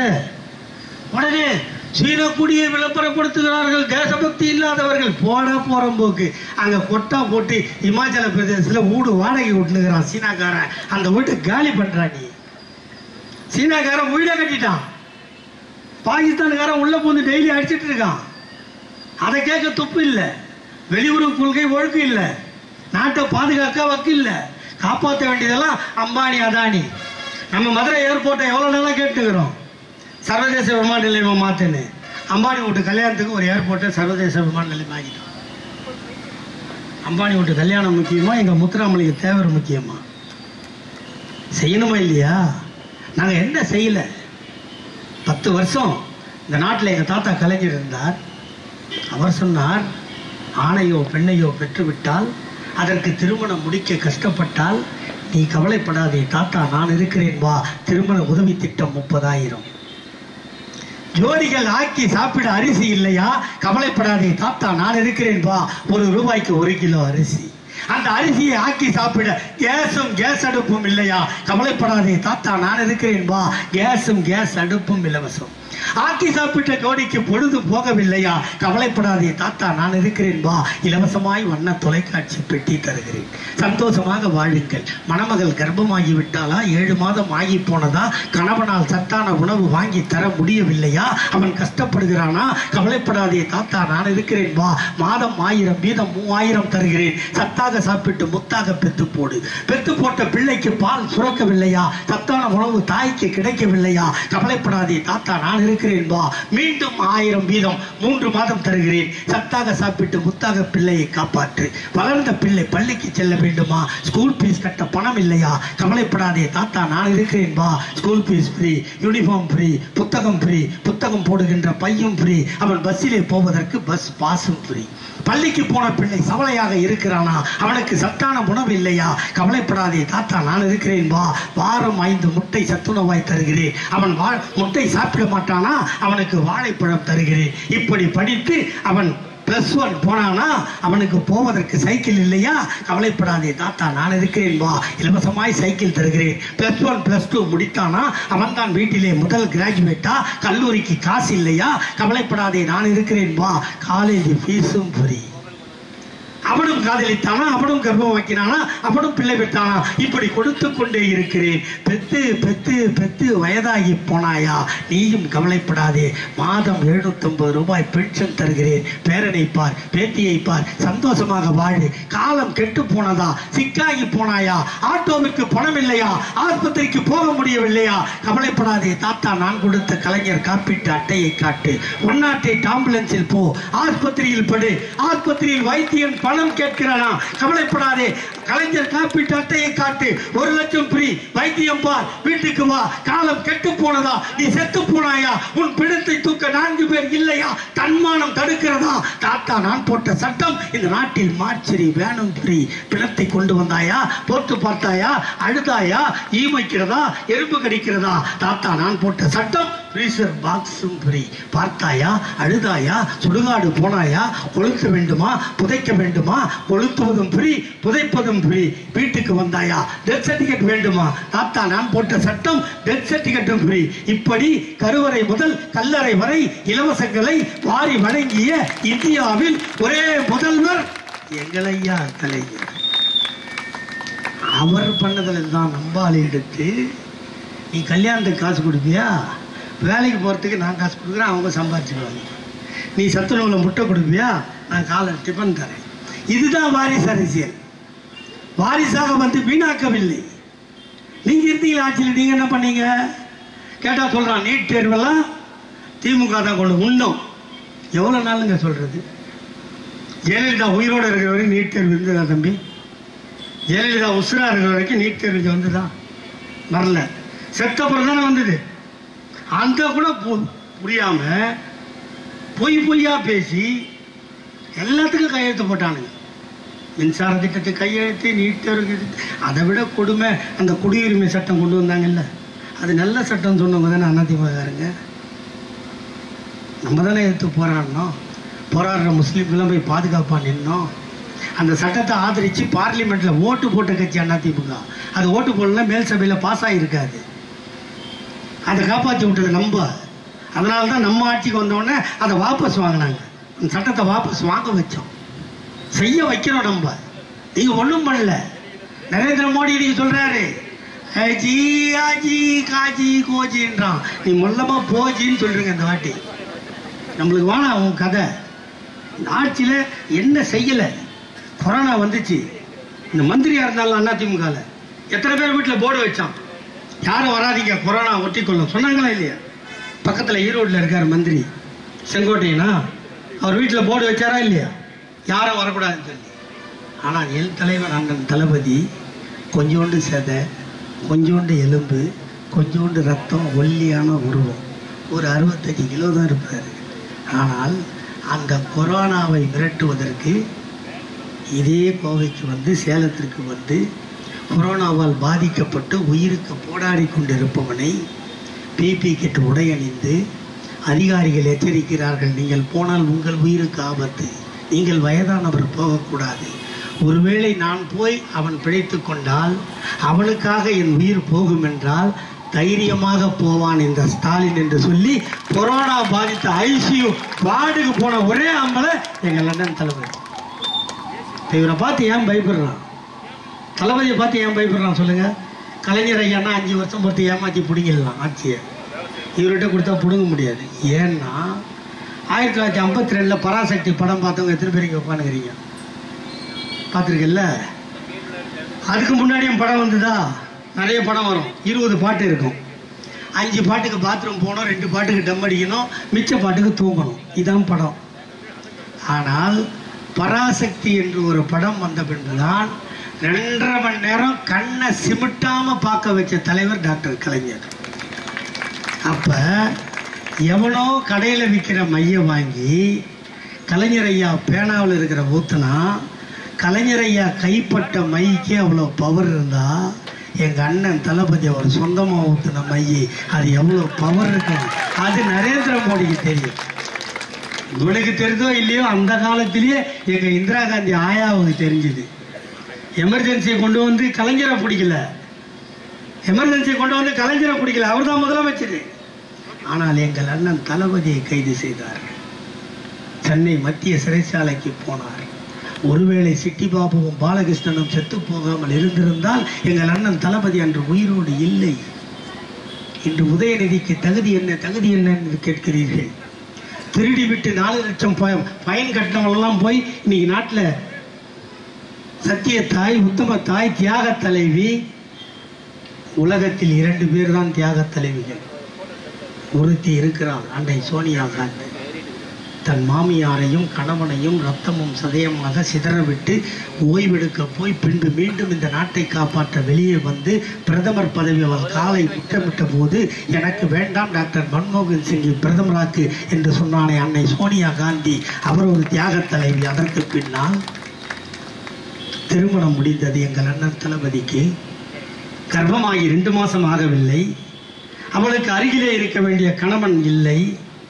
காதல் கணவனோடு கட்டிலில் படுத்து புரண்ட வேண்டிய காலத்தில் காதல் கணவனை சிறைச்சாலைக்கு அனுப்பிவிட்டு அவளுக்கு 5ஆம் மாதம் ஜடை தைக்கவில்லை, 7ஆம் மாதம் அரும்படம் வைக்கவில்லை, 9ஆம் மாதம் சீமந்தம் நடக்கவில்லை. காதல் கணவன் அருகில் இல்லை. அவளே போராடினாள், அவளே ஆஸ்பத்திரிக்கு போனாள், அவளையே பிள்ளை பெற்றாள். அந்த பிள்ளையை குளிப்பாட்டி பால் ஊட்டி சீராட்டி தாளாட்டி வளர்த்து அதற்கு ஆடை அணிவித்து அவள் கொண்டு போய் சென்னை மத்திய சிறைச்சாலையில் காதலனே, கண்ணாளனே, என்னை கருவாக்கியவரே, நீங்கள் கருவாக்கி விட்டு ஜெயிலுக்கு வந்து விட்டீர்கள், உங்கள் கருவால் பிழைந்த குழந்தை இதோ இருக்கிறான் என்று காட்டினால் எங்கள் அன்னை துர்கா. பார்த்தார் எங்கள் அண்ணன் தளபதி, காட்டிய குழந்தை எங்கள் அண்ணன் உதயநிதி. என்னடா வாரிசு? என்ன வாரிசு? இதுல எங்க வருது வாரிசு? தக்கமா இல்ல உங்களுக்கு? வாரிசு வாரிசு பந்திய 10 வருஷம் ஆட்சி, நான் இதை பண்ணேன்னு சொல்லு, உன்னோட சாதனையும் சொல்லு. ஒன்னும் புடுகல. அதனால வந்து அந்த திமுக அழிப்பேன், ஒழிச்சிடுவேன், பள்ளம் தோண்டி போச்சு. ஒரு அம்மா இருந்துச்சுடா இங்க. திமுகவை வேரோடும் வேரடி மண்ணோடும் சாய்ப்பேன். திமுக சாயல. சொன்னவங்க சாஞ்சிட்டாங்க. நேரு சொல்லாதாடா, காமராஜர் சொல்லாதாடா, ராஜாஜி சொல்லாதாடா, பக்தவச்சனம் சொல்லாதாடா, அத்தனை பேருக்கு சென்னைக்கு வாங்கடா, நான் சமாதியை சுற்றி காட்டுறேன், உங்களுக்கு எங்கே இடம் ஒன்று கேளு, எங்கள் அண்ணன் தளபதிகிட்ட கொடுக்குறேன். இவ்வளவு சாதனைகளை செய்ததற்கு பின்னால் தன் சாதனைகள் கட்டுப்போகாமல் இருக்க தன் மகனை அதற்காக தயார்படுத்தி விட்டு போனால், ஒரு ஆபீஸுக்கு வேலைக்கு போனால் என்ன படிச்சிருக்கேன்னு கேட்குறாங்கல்ல, என்ன கிளாஸ்ல பாஸ் பண்ணியிருக்க, மார்க் எவ்வளோன்னு கேட்குறோம்ல, அது மாதிரி நாங்கள் அடிப்படையிலிருந்து உருவாக்கி படிப்படியாக எங்கள் அண்ணன் தளபதியை பொதுக்குழு உறுப்பினர், இளைஞரணி செயலாளர், பொருளாளர், துணை செயலாளர், செயல் தலைவர், துணை முதல்வர், உள்ளாட்சித்துறை மந்திரி, பின்னால் முதல்வர். 2016 எல்லாம் சொன்னான், ஜெயலலிதா செத்து போச்சு, ஒரு 40 எம்எல்ஏவை எடுத்து நம்ம ஆட்சி அமைச்சிடலாம் எல்லாரும் சொன்னாங்க. எங்கிட்ட கூட 10 பேர் சொன்னான், உங்க ஆளு தலைவர் மாதிரி செய்ய மாட்டாரான்னு. நான் சொன்னேன், எங்கள் தலைவர் டாக்டர் கலைஞருக்கு பிறக்காமல் வேறு யாருக்காவது பிறந்திருந்தால் அந்த வேலையை எங்கள் அண்ணன் தளபதி செய்திருப்பார். அவர் உடம்பில் ஓடுவது ஐயா கலைஞரின் ரத்தம். ஆகவே மக்களை சந்தித்து வாக்கு வாங்கி முதலமைச்சராக தவிர எச்சை சாப்பாடு சாப்பிட்டு அடுத்த கட்சியிலிருந்து ஆளை திருடி முதல்வராவதற்கு இந்த முத்துவேல் கருணாநிதி தயாராக இல்லை என்று சொன்னவன் எங்கள் அண்ணன் தளபதி. அதனால நீங்க ஜாகிரதையா இருங்க, அவ்வளவுதான் நான் சொல்லுவேன். இங்க உட்காந்துருக்க எல்லாருக்கும் பாருங்க, எங்களுக்கு எந்த பிரச்சனையும், நான் எல்லா கதையும் முடிச்சுட்டேன், பேரம்பேத்திலாம் படிக்க வச்சாச்சு, ஸ்கூல் போகுது. உங்கள் தலைமுறைகள் வாழ வேண்டும், உங்கள் தலைமுறைகள் கல்வி கற்க வேண்டும். நீ ரயில்வே ஸ்டேஷனுக்கு போ, இந்திக்காரன், பேங்க்குக்கு போ, இந்திக்காரன், போஸ்ட் ஆபீஸுக்கு போ, இந்திக்காரன். ஒரு டிடிஆர் ஹிந்தியில பேசுறான், கையை வாங்கினா தமிழ்ல பேசுறான், தமிழ் தெரிஞ்சு. இந்த நிலைமை எங்க போய் முடியும்? தமிழ்நாடு தமிழருக்கு என்று குரல் கொடுக்க எவ்வளவு நேரம் ஆகும்? அடக்குமுறை அடங்க அடங்க அடங்க அடங்க அடிக்க அதுதான் தீவிரவாதமாக உதயமாகிறது. எந்த போராட்டத்துக்கும் பாருங்க, அடக்குமுறையை தாங்க முடியாமல் உருவாவதுதான் போராட்டமே தவிர போராட்டம் தானாக உருவாவதில்லை. எங்கள் பெயரை சொல்லி நாங்க வரி கட்டுறோம், எங்க வரியை வாங்கி வச்சுக்கிட்டு நீ ஏமாத்தி அதை வச்சுட்டு கொடுக்க மாட்டேன்னு சொல்ற தைரியம் உனக்கு யார் கொடுத்தது? அதுக்கு மேல சொல்றான், இவன் தான் என்னமோ பிறந்த வாத்தாளுக்கு, அதுக்கப்புறம் இவன் கர்ப்பமா இருந்து இந்தியாவை பெற்று அதை இவனையே வளர்த்து இப்போ வளர்த்து வச்சிருக்க மாதிரி சொல்றான். எங்கள் மாமா நேரு மாமா நரேந்திர மோடிக்கு தெரிய வாய்ப்பில்லை, அண்ணாமலை அறிந்திருக்க நியாயம் இல்லை. மன்னர் குடும்பத்தில் பிறந்து கோடான கோடி சொத்துக்கு அதிபதியாய் பிறந்து 14 ஆண்டு காலம் சிறையில் கடந்தவன் எங்கள் ஐயா நேரு மாமா. 16 ஆண்டு காலம் இந்தியாவை ஆண்டு வன்முறைக்காக தன் உயிரை மாய்த்தாலே இந்தியா தான் இந்திரா, இந்திரா தான் இந்தியா என்று சொல்லி சீனாவோடு போர் புரிந்து வெற்றி கண்ட மங்கை, பாகிஸ்தானோடு போர் புரிந்து பாகிஸ்தானை 2ஆக பிளந்து உலகத்தில் ஒரு நாட்டை உருவாக்கிய ஒரே தலைவி எங்கள் அன்னை இந்திரா. 21ஆம் நூற்றாண்டுக்கு இந்தியாவை அழைத்து செல்வேன் என்று சொல்லி போராடிய எங்கள் ரோஜா முகத்துக்கு சொந்தக்காரன் ராஜீவ் காந்தி. இவர்களெல்லாம் இந்த நாட்டுக்கு பாடுபடவில்லையா? ஒரு ரயில், வந்தே பாரத்னு ஒரு ரயில் விட்டா இவன் தான் ரயிலே விட்டானான். நேரு மாமா கட்டின ஸ்டேஷனு, நேரு மாமா ரயில் விட்டாரு. எங்கள் ஆயா இந்திரா காந்தி அணுகுண்டு அப்பவே வெடிச்சது. ஐஐடி இருந்தது, ஐஐஎம் இருந்தது, எல்லாம் இருந்தது. அப்பவே பஜ்ரானுங்கள் அணையெல்லாம் நாங்கள் கட்டி தான் வச்சுருக்கோம். நீ என்னவோ ஒரு சின்ன ஓட்ட வடையை சுட்டுட்டு எங்களை வந்து நாங்கள் தான் பண்ணோம், நாங்கள் தான் பண்ணோம். நேரு மாமா ஆட்சிக்கு வரும்போது குண்டு ஊசி கூட தயாரிக்கிற சக்தி நமக்கு இல்லை தெரியுமா?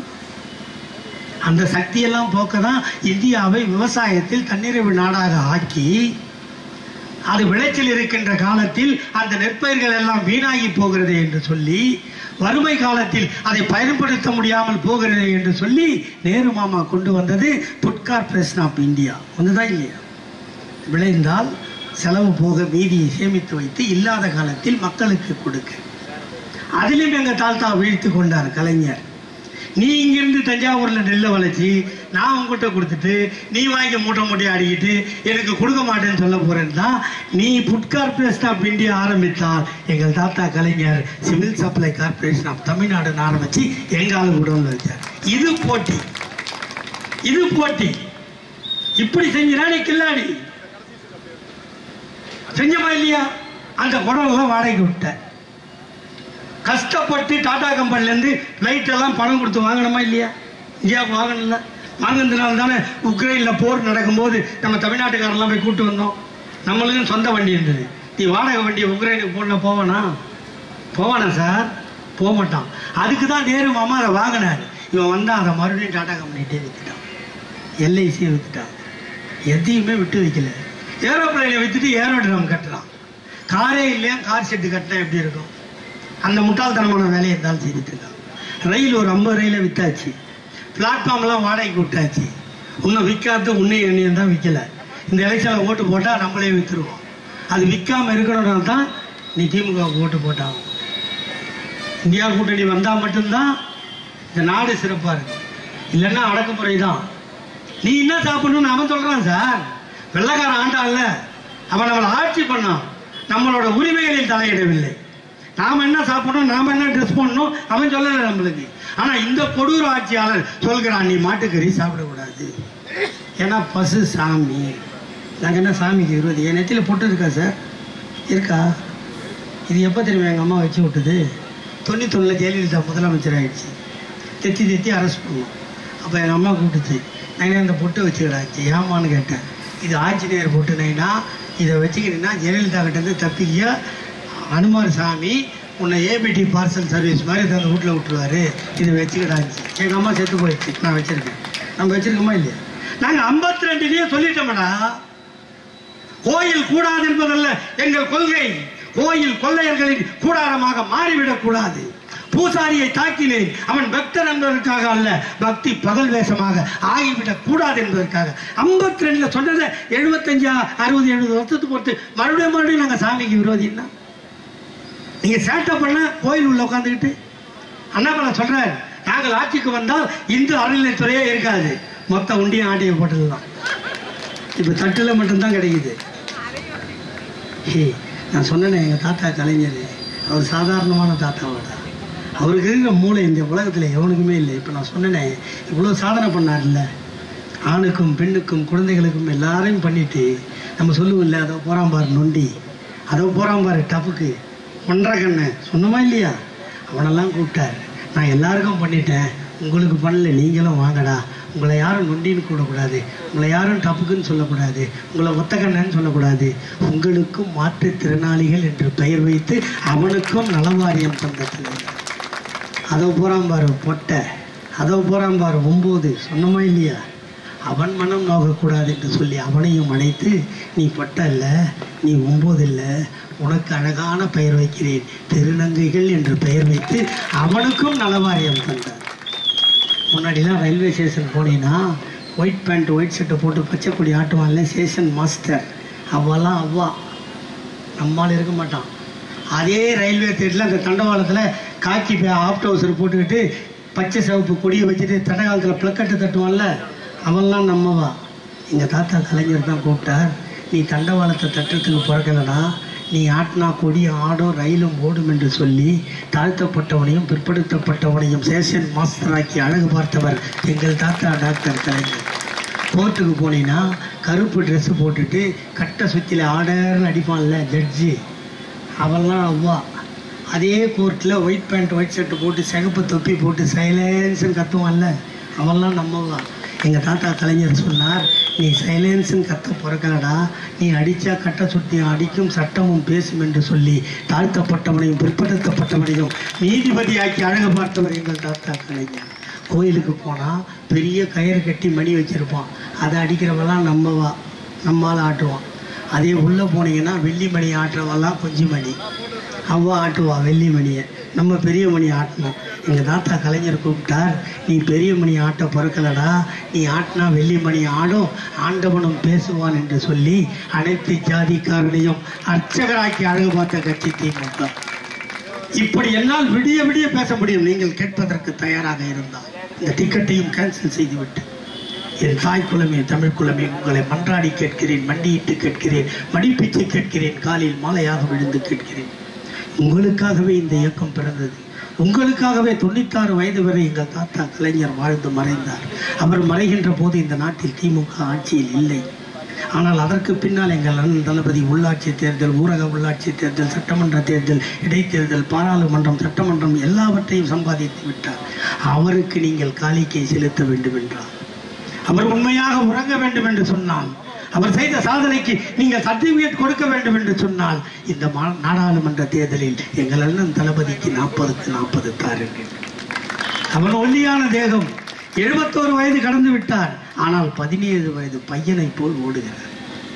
காலையில் திருச்சியில் இருக்கார், மதியானம் மதுரையில் இருக்கார், சாயந்தரம் கன்னியாகுமரியில் இருக்கார். அந்த ஃபாரினுக்கு போனார்ல துபாய்க்கெல்லாம், துபாய்க்கு 3:15 மணிக்கு ஃப்ளைட்டு, 12:30 மணிக்கு டி நகரில் வெள்ள பாதிப்பில் பார்த்துட்டு இருக்காரு. எவ்வளோ செய்வானா? அவர் கலைஞர் தாத்தா அவர் பிள்ளைங்களை டாக்டர் ஆக்கினாரா? அவர் வீட்டில் இன்ஜினியர் ஆக்கினாரா? இல்லை, இந்த நாட்டு மக்களுக்காகவே வாழ்ந்து மறைந்தார் அவர். அவருடைய மகன்தான் எங்கள் அண்ணன் தளபதி. அவரை 1000 குற்றம் சொல்லலாம், ஆனால் உழைப்புக்கென்றே பிறந்தவர். இந்த நாட்டில் அவரை எவனும் இதுவரை என் பேர்லேயே 10 கேஸ் இருக்குது. இப்போ ஆட்சிக்கு வந்து என் பேரில் எல்லார் பேர்லேயும் கேஸ் இருக்கும். யாரும் இல்லாதவங்க இருக்க மாட்டாங்கன்னு நான் நம்புகிறேன். ஆனால் இந்திய திருநாட்டில் தமிழ்நாட்டை ஆளுகின்ற எங்கள் அண்ணன் தளபதிக்கு ஒரே ஒரு வழக்கு கூட இல்லாத ஒரு மனிதன் என்றால் எங்கள் அண்ணன் தளபதியை தவிர வேறு எவனுமே இல்லை. அவ்வளோ பியூராக வச்சுருக்கோம் நாங்கள். இவ்வளோ பியூர் சரக்கை வச்சு நாங்கள் விற்றுட்டு இருந்தால், ஏண்டா கள்ள சாராயத்தையும் சப்பியும் கஞ்சாமத்தையும் வந்து இங்கே ரோட்டில் விட்டு அண்ணாமலை ஒரு ஆள், அவருக்கு 2 ஓட்டு வராதாங்க. தாத்தா பெரியாப்பா நீ வாயன், இந்த தேர்தல் நடக்குது இல்லை, நீ ஆம்பளை தானே, நீ ஐபிஎஸ் தானே, இதெல்லாம் உண்மையாக இருந்தால் எந்த தொகுதி தமிழ்நாட்டில் இருக்கிற 39 தொகுதியில் நீ நின்று நீ அண்ணாமலை ஜெயிச்சிட்டான்னு ரிசல்ட் வரட்டா, நான் தூக்க மாத்திரை துண்டு செத்துடுறேன். நீ தயாரா அந்த சவாலை ஏற்றுக்க? இந்த அங்கே ஒருத்தன் தான் இந்த கரூரில், அவன் பேர் அந்த போக்குவரத்து மந்திரி விஜயபாஸ்கர், அந்த வீடியோ வேறு என்கிட்ட காமிச்சு தொழிச்சாங்க. அவன் பேசியிருக்கான் போன தேர்தலில் 21 தேர்தலில் செந்தில் பாலாஜி நான் பார்த்து, நான் உறப்படுக்கு பொறுத்துருந்தா உன்னை இந்த வாட்டி தோக்கடிச்சிடறேன்டான்னு இருக்கான். இப்போ நீ தோற்று போயிட்டு என்ன பண்ணியிருக்கணும்? ஒன்று உங்கள் அம்மா கிட்ட போய் யாருன்னு கேட்டுருக்கணும். கேட்கணும். ஏண்டா நான் என்ன சொல்கிறேன்னா, தேர்தலில் நிற்கிறேன், எங்கள் அண்ணன் செந்தில் பாலாஜி எதனா வாயை திறந்தாரா? கரூரில் 4 தொகுதி ஆம்பளையாக நின்னா, ஆம்பளையாக நிற்க வச்சா 4 சீட்டையும் ஜெயிச்சு கொடுத்தான். கோயம்புத்தூரில் 10 தொகுதி தோத்துட்டான்.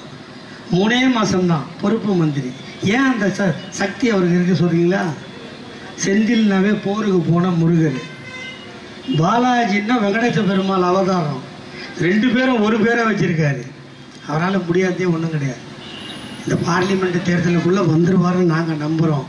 ஒருவேளை வராமல் போனாலும் அந்த நல்ல உள்ளத்திற்கு, அந்த உழைப்பாளிக்கு, உங்களை வாழ வைத்த உத்தமனுக்கு நீங்கள் ஏதாவது செய்ய நினைத்தால் அவருக்காக திமுகவிற்கு வாக்களியுங்கள். அப்போதுதான் இந்த மண்ணும் மக்களும் காப்பாற்றப்படும். இல்லைன்னு வச்சுக்கோங்க. இப்ப பாருங்க, இந்த பார்லிமெண்ட் தேர்தல் முடிஞ்சுன்னா மக்கள் தொகை கணக்கெடுப்பு. மக்கள் தொகை கணக்கெடுப்பு எடுத்தா, என் காலத்தில் அரசாங்கம் சொல்லிச்சு 2 பெற்றால் இன்பமயம், நாம் 20 நமக்கு 20 சொல்லிச்சா. நான் 2ஓட ஸ்டாப் பண்ணிட்டேன். அடுத்த தலைமுறை வந்துச்சு, என் பசங்க தலைமுறை, 1 பெற்றால் ஒளிமயம், பசங்க 1ஓட நிறுத்திடுச்சு. நாம இப்படி கஷ்டப்பட்டு நம்மளை அடக்கி மக்கள் தொகையை குறைச்சா, இவன் சொல்றதை எதையும் கேட்க மாட்டான். ஊபிலி மத்திய பிரதேசம் குஜராத்தில் அவன் பாட்டுக்கு அடிச்சு போட்டு 4-5 தள்ளிட்டான். இப்போ கணக்கெடுப்பு நடத்தினா 800 சீட்டு வருது இந்தியாவுக்கு. 800 சீட்டு 800 வந்து அப்போ நம்மளுக்கு கூடணுமா இல்லையா? 39 31 ஆகிடுவோம். ஆமாங்க, 8 சீட்டு நம்மளுக்கு இல்லை. இப்படி இந்த பக்கம்லாம் சீட்டை குறைச்சி அங்கே சீட்டை உயர்த்தி அங்கே ஓட்டு போட்டால் மொத்தம் போதும்னு போயிடுவான். இதுக்கு ஒரு ஆபத்து இருக்குது. இவங்கெல்லாம் திருடனுங்க, 1ஆம் நம்பர் திருட. அதனால நீங்க வாழணுமா சாவணுமா? நான் இப்போ இவ்வளோ நேரம் சொன்னேன்ல, நீ வாழணும்னா திமுக கூட்டணி ஜெயிக்கணும். செத்து போற எனக்கு ஒன்றும் கவலை இல்லைன்னா பிரச்சனை இல்லை. அவ்வளோதான். வாழ விட மாட்டான், படிக்க வைக்க மாட்டான். 5ஆவதுக்கு பப்ளிக் எக்ஸாம், 8ஆவதுக்கு பப்ளிக் எக்ஸாம், 10ஆவதுக்கு பப்ளிக் எக்ஸாம், +1க்கு பப்ளிக் எக்ஸாம், +2க்கு பப்ளிக் எக்ஸாம். இது எங்கே வச்சாங்க? ஏன் 5ஆவது பைலட்டா நிப்பாட்டிடுவேன், மாடு மேய்க்க அமைச்சிடலாம். 8ஆவது பைலட்டா நிப்பாட்டிடுவேன், 10வது பைலட்டாக நிற்பான். அதுக்கு தான் இத்தனை தடக்கல் போடுறான். அதை இந்த தடக்கல்லாம் தாண்டறதுக்கு தான் எங்கள் அண்ணன் தளபதி படிக்கிற பசங்களுக்கு 1000 தரேன், அவங்க அப்பாவோட 1000 தரேன், படித்து ஒழுங்காக கரை சேர்த்துட்டு நீ படித்தா மட்டும்தான் அதை எவனும் திருட முடியாது, பணம் இருந்தால் திருடிடுவான், படிப்பை திருட மாட்டான், படிங்க என் கண்பணியேன்னு சின்ன குழந்தையிலேருந்து சாப்பாடை கொடுத்து வளர்க்குறாரு. அதுதான் தளபதி, அதுதான் உதயநிதி. இப்போ சொல்கிறேன், நமக்கு எங்களுக்கு தான் பூச்சா இருக்கு. இந்த கட்சியை காப்பாற்றணும்னா அந்த உதயநிதி வர வேண்டும். அப்பதான் அந்த உதவ வேண்டும் என்ற எண்ணம் அந்த ரத்தத்தில் மட்டும்தான் உள்ளது. அதனால் நீங்கள் சிந்தித்து உங்கள் நெஞ்சில் கை வைத்து ஐயா பெரியாரின் உழைப்பையும், ஐயா கலைஞரின் உழைப்பையும், அண்ணன் தளபதியின் உழைப்பையும், இப்போது உழைத்துக் கொண்டிருக்கின்ற எங்கள் அண்ணன் உதயநிதியின் உழைப்பையும் மனதில் வைத்து சிந்தித்து உதயசூரியனை உதிக்க செய்தால் அது உங்கள் வீட்டுக்கு வெளிச்சம் தரும், இந்த நாட்டுக்கும் வெளிச்சம் தரும். வாய்ப்புக்கு நன்றி. வெல்க தமிழ். வணக்கம்.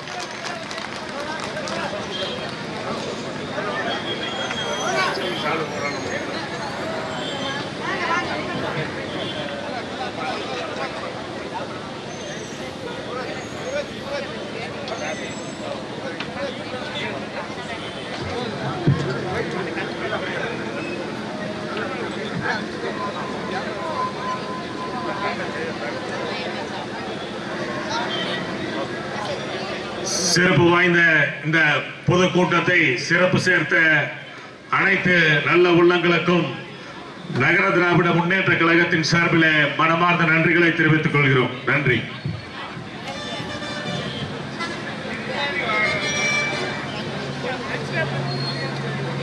தகவல் தொழில்நுட்பணி சைஜோ அவர்கள்.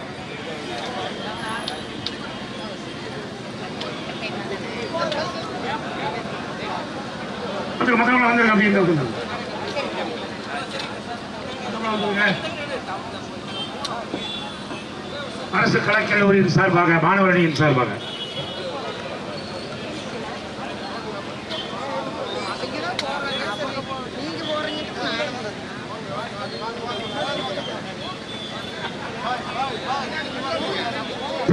மட்டக்கழக செயலாளர் பேரரசர் அவர்கள் எல்லாம் சொன்னா வயசாகிடுச்சு, செத்துருவாரு.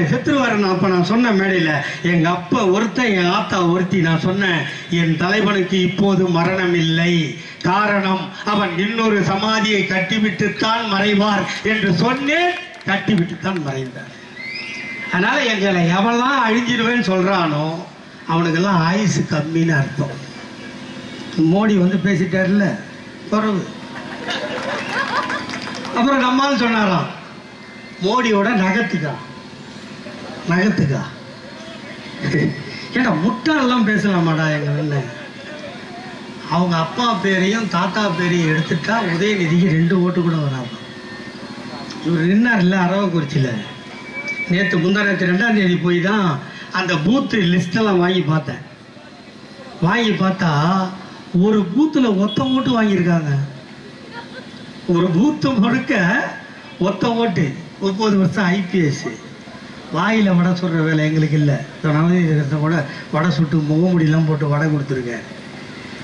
வடை சொல்கிற பழக்கம் எங்களுக்கு இல்லை. செஞ்சு காட்டுற கட்சி திமுக. இந்த நாட்டில் எத்தனையோ கட்சி. இன்றைக்கி விஜய் கட்சி ஆரம்பிச்சிருக்காரு. அவர் என்ன சொல்கிறாரு, இப்போ தேர்தலில் நிற்க மாட்டேன், 2026 நின்னா முதலமைச்சர் சொல்கிறாரா? எம்ஜிஆர் கட்சி ஆரம்பித்தார், நான் தான் முதலமைச்சர். விஜயகாந்த் கட்சி ஆரம்பித்தார், அடுத்த முதலமைச்சர். ஏங்க நம்ம சரத்குமார் கூட அடுத்த முதலமைச்சராக நான் ஆகக்கூடாதான்ட்டார், சொன்னாரா? ஆனால் உலகத்தில் ஒரு கட்சி நாங்கள் ஆட்சிக்கு வருவோம் என்று சொல்லாமல் மக்கள் பணியாற்றுவோம் என்று ஒரு கட்சி கிளம்பியது என்று சொன்னால் இந்தியாவில் திராவிட முன்னேற்ற கழகத்தை தவிர வேறு எந்த கட்சியும் இல்லை. தேர்தலில் போட்டி போடலாமா வேணாமான்னு பாக்ஸ் வச்சு கேட்ட கட்சி தான் இந்த கட்சி. தெரியுமா உனக்கு? இந்தியாவிலேயே முத ஒரு மாநில கட்சி ஆட்சி கட்டிலில் அமர்ந்தது என்று சொன்னால் அதுவும் திராவிட முன்னேற்ற கழகம் தான். எங்களை பார்த்து வாரிசு அரசியல், வாரிசு அரசியல், வாரிசு அரசியல். வாரிசு இல்லைன்னா ஆஸ்பத்திரிக்கு போங்க. இல்லை அதுவும் இல்லைன்னா இப்போ எத்தனையோ வந்துருச்சு கருத்தரிப்பு மையம். இல்லை 2 மாசத்துல கல்யாணம் ஆகி 2 மாசத்துல புள்ள ஒன்னா அதுக்கு ஒரு அம்மா இருக்குது, ரெட்டை புள்ள கல்யாணம் ஆன 2 மாசத்துல. எவ்வளோ இருக்குது பார்த்துக்குங்க. உங்களுக்கு இல்லைன்னா எங்களையும் கேட்குறீங்க. எங்களுக்கு வாரிசு இருப்பதால் தான் குடும்பம் இருந்ததால், பிள்ளைக்குட்டி பிறந்ததால், பேரன் பேத்தி எடுத்ததால், அவர்கள் படுகின்ற கஷ்டத்தை அறிந்ததால் எங்கள் தாத்தா கலைஞர் தமிழ்நாட்டுக்கு அள்ளி கொடுத்தார். அவருக்கு மகனாக பிறந்ததால், அவர் ரத்தம் அவர் உடம்பில் ஓடுவதால் எங்கள் அண்ணன் தளபதி அப்பனுக்கு மேல் தாண்டி செய்கிறார். எதிர்காலத்தில் எங்கள் அண்ணன் உதயநிதி இந்த தமிழ்நாட்டை ஆளுவார், அவரும் திட்டங்களை தீட்டுவார். நாங்க எங்க கட்சியில பதவி கொடுத்தா நீ வாரிசுன்னு சொல்லலாம். நாங்க தேர்தலில் நிக்க வைக்கிறோம். நீங்கள் சேப்பாக்கம் திருவல்லிக்கேணி தொகுதி மக்களை கேவலப்படுத்துகிறீர்கள். நின்றார், வாக்களித்தார், வெற்றி பெற்றார், சட்டமன்ற உறுப்பினரானார், மந்திரி ஆயிருக்காரு. உங்களை மாதிரியா கொல்லப்புறமா பிளாக் டிக்கெட்ல படம் பார்க்கிற ஆளானாங்க. மக்களை சந்திப்போம். எங்க அக்கா கனிமொழி மேல் சபை எம்பி இருந்தாங்களா இல்லையா? ஆனா அந்த பதவியை விட்டுட்டு நான் மக்களை சந்தித்து நாடாளுமன்றம் செல்வேன் என்று சொன்ன சிங்கப்பெண் எங்கள் அக்கா கனிமொழி. நாங்க மக்களை சந்திக்கிறவங்க. ஆட்சிக்கு வந்தோம். நாங்க ஆட்சிக்கு வரும் ஒரு நாள் கொரோனா விரட்டியது, உங்களை துரத்தி துரத்தி தாக்கியது. ஆஸ்பத்திரிக்கு போன ஆக்சிஜன் இல்லை, படுக்கை இல்லை, அவஸ்தை. அப்போது சொன்னோம் நம்ம பழனிசாமியை பார்த்து, ஐயா ஒரு 5000 ரூபா கூடிய மக்கள்லாம் நிம்மதியாக வாழட்டோன்னு. பணம் எங்கே இருக்கிறது? 1000 ரூபாய் கொடுத்தார். நான் அப்போதே கேட்டேன். அந்த 1000 ரூபா யாருமே வேலைக்கு போகல, எல்லாம் டிவி முன்னாடி தான் உட்காந்துருந்தோம். ஒரு மாதத்துக்கு கேபிள் டிவி காசு எவ்வளோப்பா? இங்கே எங்கள் வீட்டில் 300 ரூபா, 270, 220. 4 மாதம் கேபிள் டிவி காசு கட்டினா அந்த 1000 ரூபா போயிடுமா? அப்போது சொன்னான். எல்லோரும் என்ன சொன்னான்? வீட்டிலிரு, விழித்திரு, விலகிரு, தனித்திரு. இது நம்ம மட்டும் சொல்ல, உலகமே சொல்லிச்சு. உலகத்தின் போலீஸ் அமெரிக்க அதிபர் சொன்னான், விழித்திரு, விலகியிரு, தனித்திரு. ஆனால் உலகத்தில் ஒரே ஒருவன் சொன்னான், ஒன்றிணைவோம் வா என்று சொன்னது எங்கள் அண்ணன் தளபதி. ஒன்றிணைவோம் வா, உயிர் போனால் போகட்டும், மக்களை காப்போம் என்று ஒரு தொலைபேசி எண்ணை அறிவித்து இதில் தொடர்பு கொண்டால் உங்கள் தேவைகள் பூர்த்தி செய்யப்படும். கொடுத்துமா இல்லையா? அதனால எத்தனை உயிர் போச்சு. தென் சென்னை மாவட்ட செயலாளர் அன்பழகனை கொரோனாவால் இழந்த கட்சி இந்த கட்சி. எந்த அக்கிரம சட்டம் வந்தாலும் அது மிஸ்ஸாவா, தடாவா, பொடாவா, எல்லாவற்றுக்கும் உயிரை கொடுத்து இந்த கட்சியை காப்பாற்றி இருக்கிறோம், மக்களை காப்பாற்றினோம். அப்போது சொன்னோம், 5000 கொடு என்றால் கொடுக்க மாட்டேங்கிறாய். நாங்கள் ஆட்சிக்கு வந்தால் 4000 தருவோம். எப்போது தருவீர்கள்? ஜூன் மாதம் 3ஆம் தேதி தருவோம். ஆனால் கொடுத்தது மே மாதம். அதான் கலைஞர் பிரெட். இப்போ சொன்னல 4000 ரூபாய் எங்கிருந்து வந்துச்சு? கல்லாவை தொடச்சி நக்கிட்டு போயிட்டானுங்க ஏடிஎம். கல்லா பெட்டியில் பணம் இல்லை, ஆனால் மனம் இருந்தால் கொடுக்கலாம் என்று சொல்லி என் தலைவன் கொடுத்தார். நாங்கள் ஆட்சிக்கு வந்தால் என் அருமை தாய்மார்களுக்கு பஸ்ஸிலே பயணம் செய்வதற்கு கட்டணம் இல்லை, செய்வோம் சொன்னோம். அது இலவச பஸ்ஸா? உங்களின் உரிமை பயணம். நீ என்னதான் வேலை பார்த்தாலும், வீட்டு வேலை, கொத்தனார் வேலை, சித்தாள் வேலை, ஊடு துடைக்கிறது, ஆபீஸ் துடைக்கிறது, எது பார்த்தாலும் அந்த சம்பாதனையை கொண்டு போய் கணவனிடம் கொடுப்பீர்கள், மாமனாரிடம் கொடுப்பீர்கள், மாமியாரிடம் கொடுப்பீர்கள். காலையில் எழுந்தவுடன் என்னங்க பஸ்ஸுக்கு காசு கொடு, அட்டை பஸ்ஸுக்கு காசு கொடு கேட்டீங்களா இல்லையா? இப்போது எவரிடமும் போய் நீங்கள் கையேந்த வேண்டியதில்லை. ஹேண்ட்பேக்கை எடுத்துக்கொண்டு முந்தானையை ஆட்டிக்கொண்டு பஸ்ஸில் ஏறி அமர்ந்தால் கண்டக்டர் பஸ் விசில் அடிப்பான், டிரைவர் ஓட்டுமா. இந்த உரிமையை பெற்று தந்தது எங்களடன் தளபதி. சரி, பஸ்ஸில் அனுப்பிச்சிட்ட, வீட்டில் இருக்கமே நாங்கள் என்ன பண்ணுறது? வேலைக்கும் போகிறதில்ல, ஒன்றும் போகிறதில்ல. பொல்லாத புருஷன் எங்கேயும் அனுப்ப மாட்டேன்றான், அவனுக்கு என்ன பண்ணுறது கேட்டீங்க. எங்கள் அண்ணன் தளபதி சொன்னார், மாதம் 1000 ரூபாய் உங்களுக்கு உரிமை தொகை தருவேன். கொடுத்தோமா இல்லையா? அடுத்து பெண் குழந்தை பிறந்து படிக்க போகிறார்கள், அவர்கள் கல்லூரிக்கு போக வேண்டும். சின்ன சின்ன விஷயம், ஒரு ஜெராக்ஸ் எடுக்கணும், ஒரு ப்ராஜெக்ட் செய்யணும். அம்மா கிட்ட, அப்பா கிட்ட, அண்ணன் கிட்ட, தம்பி கிட்ட எப்படி கெஞ்சிச்சிங்க அந்த குழந்தைங்க. 6ஆம் வகுப்பிலிருந்து 12ஆம் வகுப்பு வரை படித்திருந்தால் கல்லூரி செல்கின்ற பெண்களுக்கு புதுமை பெண் திட்டம் மாதம் 1000 ரூபாய் கொடுத்துட்டோம். உடனே கேட்டான் பையெல்லாம் சேர்ந்து, நாங்களும் தானே பசங்க, அது என்ன பொம்பளை பசங்களுக்கு மட்டுமா? புள்ளக்குட்டி இருப்பதால் பேரம் பேத்தி எடுத்ததால் எங்கள் அண்ணன் தளபதி யோசித்தார், இந்த பட்ஜெட்டில் அறிவித்தார், ஆண்களும் அரசு பள்ளியில் படித்திருந்தால் உங்களுக்கும் 1000. இதை விட எவ்வளோ செய்வோம்? நாங்க தேர்தலில் சொன்னோமா? பள்ளிக்கூடத்தில் படிக்கின்ற 1 முதல் 5 வரை படிக்கின்ற மாணவ மாணவிகளுக்கு காலை சிற்றுண்டி கொடுப்போம் என்று சொன்னோமா? இல்லை. எங்கள் அண்ணன் நேராக போய் பார்த்தார்.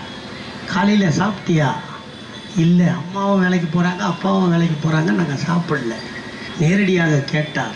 உடனே வந்தார். திட்டம் பிறந்தது, குழந்தைகளுக்கு காலை உணவு திட்டம். இப்படி எந்த திட்டத்தை நாங்கள் செய்யாமல் விட்டுவிட்டோம்? இன்னைக்கு போய் அந்த குட்கா வியாபாரத்துக்கு ஆர்ப்பாட்டம் பண்ணாங்க. அதிமுக இங்க யார் தலைமை தாங்கி பண்ணானுங்க? பொள்ளாச்சியில் யார் தலைமையில் சார் இருந்தது? ஓ, அந்த இவரா லேடிஸ் மேட் இருக்காரா? டேய், பொள்ளாச்சின்னு சொன்னாங்க. பொள்ளாச்சி இளநீர்னா 10 ரூபா எக்ஸ்ட்ரா கொடுத்து வாங்கி குடிப்போம். நம்ம எங்கள் மெட்ராஸ்லாம் இளநீர் கிடைக்காது. பொள்ளாச்சின்னா தண்ணி நிறைய இருக்குன்னு சொல்லி 10 ரூபா ஜாஸ்தியாக வாங்கி கொடுப்போம். இளநீருக்கே பேர் போன பொள்ளாச்சியை பாலியல் வன்கொடுமைக்கு பேர் போன ஊரை ஆக்கி துளைச்ச படு பாவிகளா நீங்களா ஆர்ப்பாட்டம் பண்றீங்க? ஒருத்தர் சம்மந்தப்பட்டு இருந்தான் எங்க கட்சியில, உடனே நீக்கணுமா இல்லையா? ஆனா ஒரு முன்னாள் அமைச்சர், ஒரு டிஜிபி டைரி எழுதி வச்சிருக்கான், எவனுக்கு எத்தனை கோடி பணம் கொடுத்தேன்னு. அந்த குட்கா போதைப் பொருளுக்கு குடோனே வச்சு நடத்தியிருந்தான் ஒரு மந்திரி. அவனுக்கு என்ன மந்திரி தெரியுமா? அவன் சுகாதாரத்துறை மந்திரி. மானம் கெட்டவர்களே, உங்களுக்கு வெக்கமா இல்லை?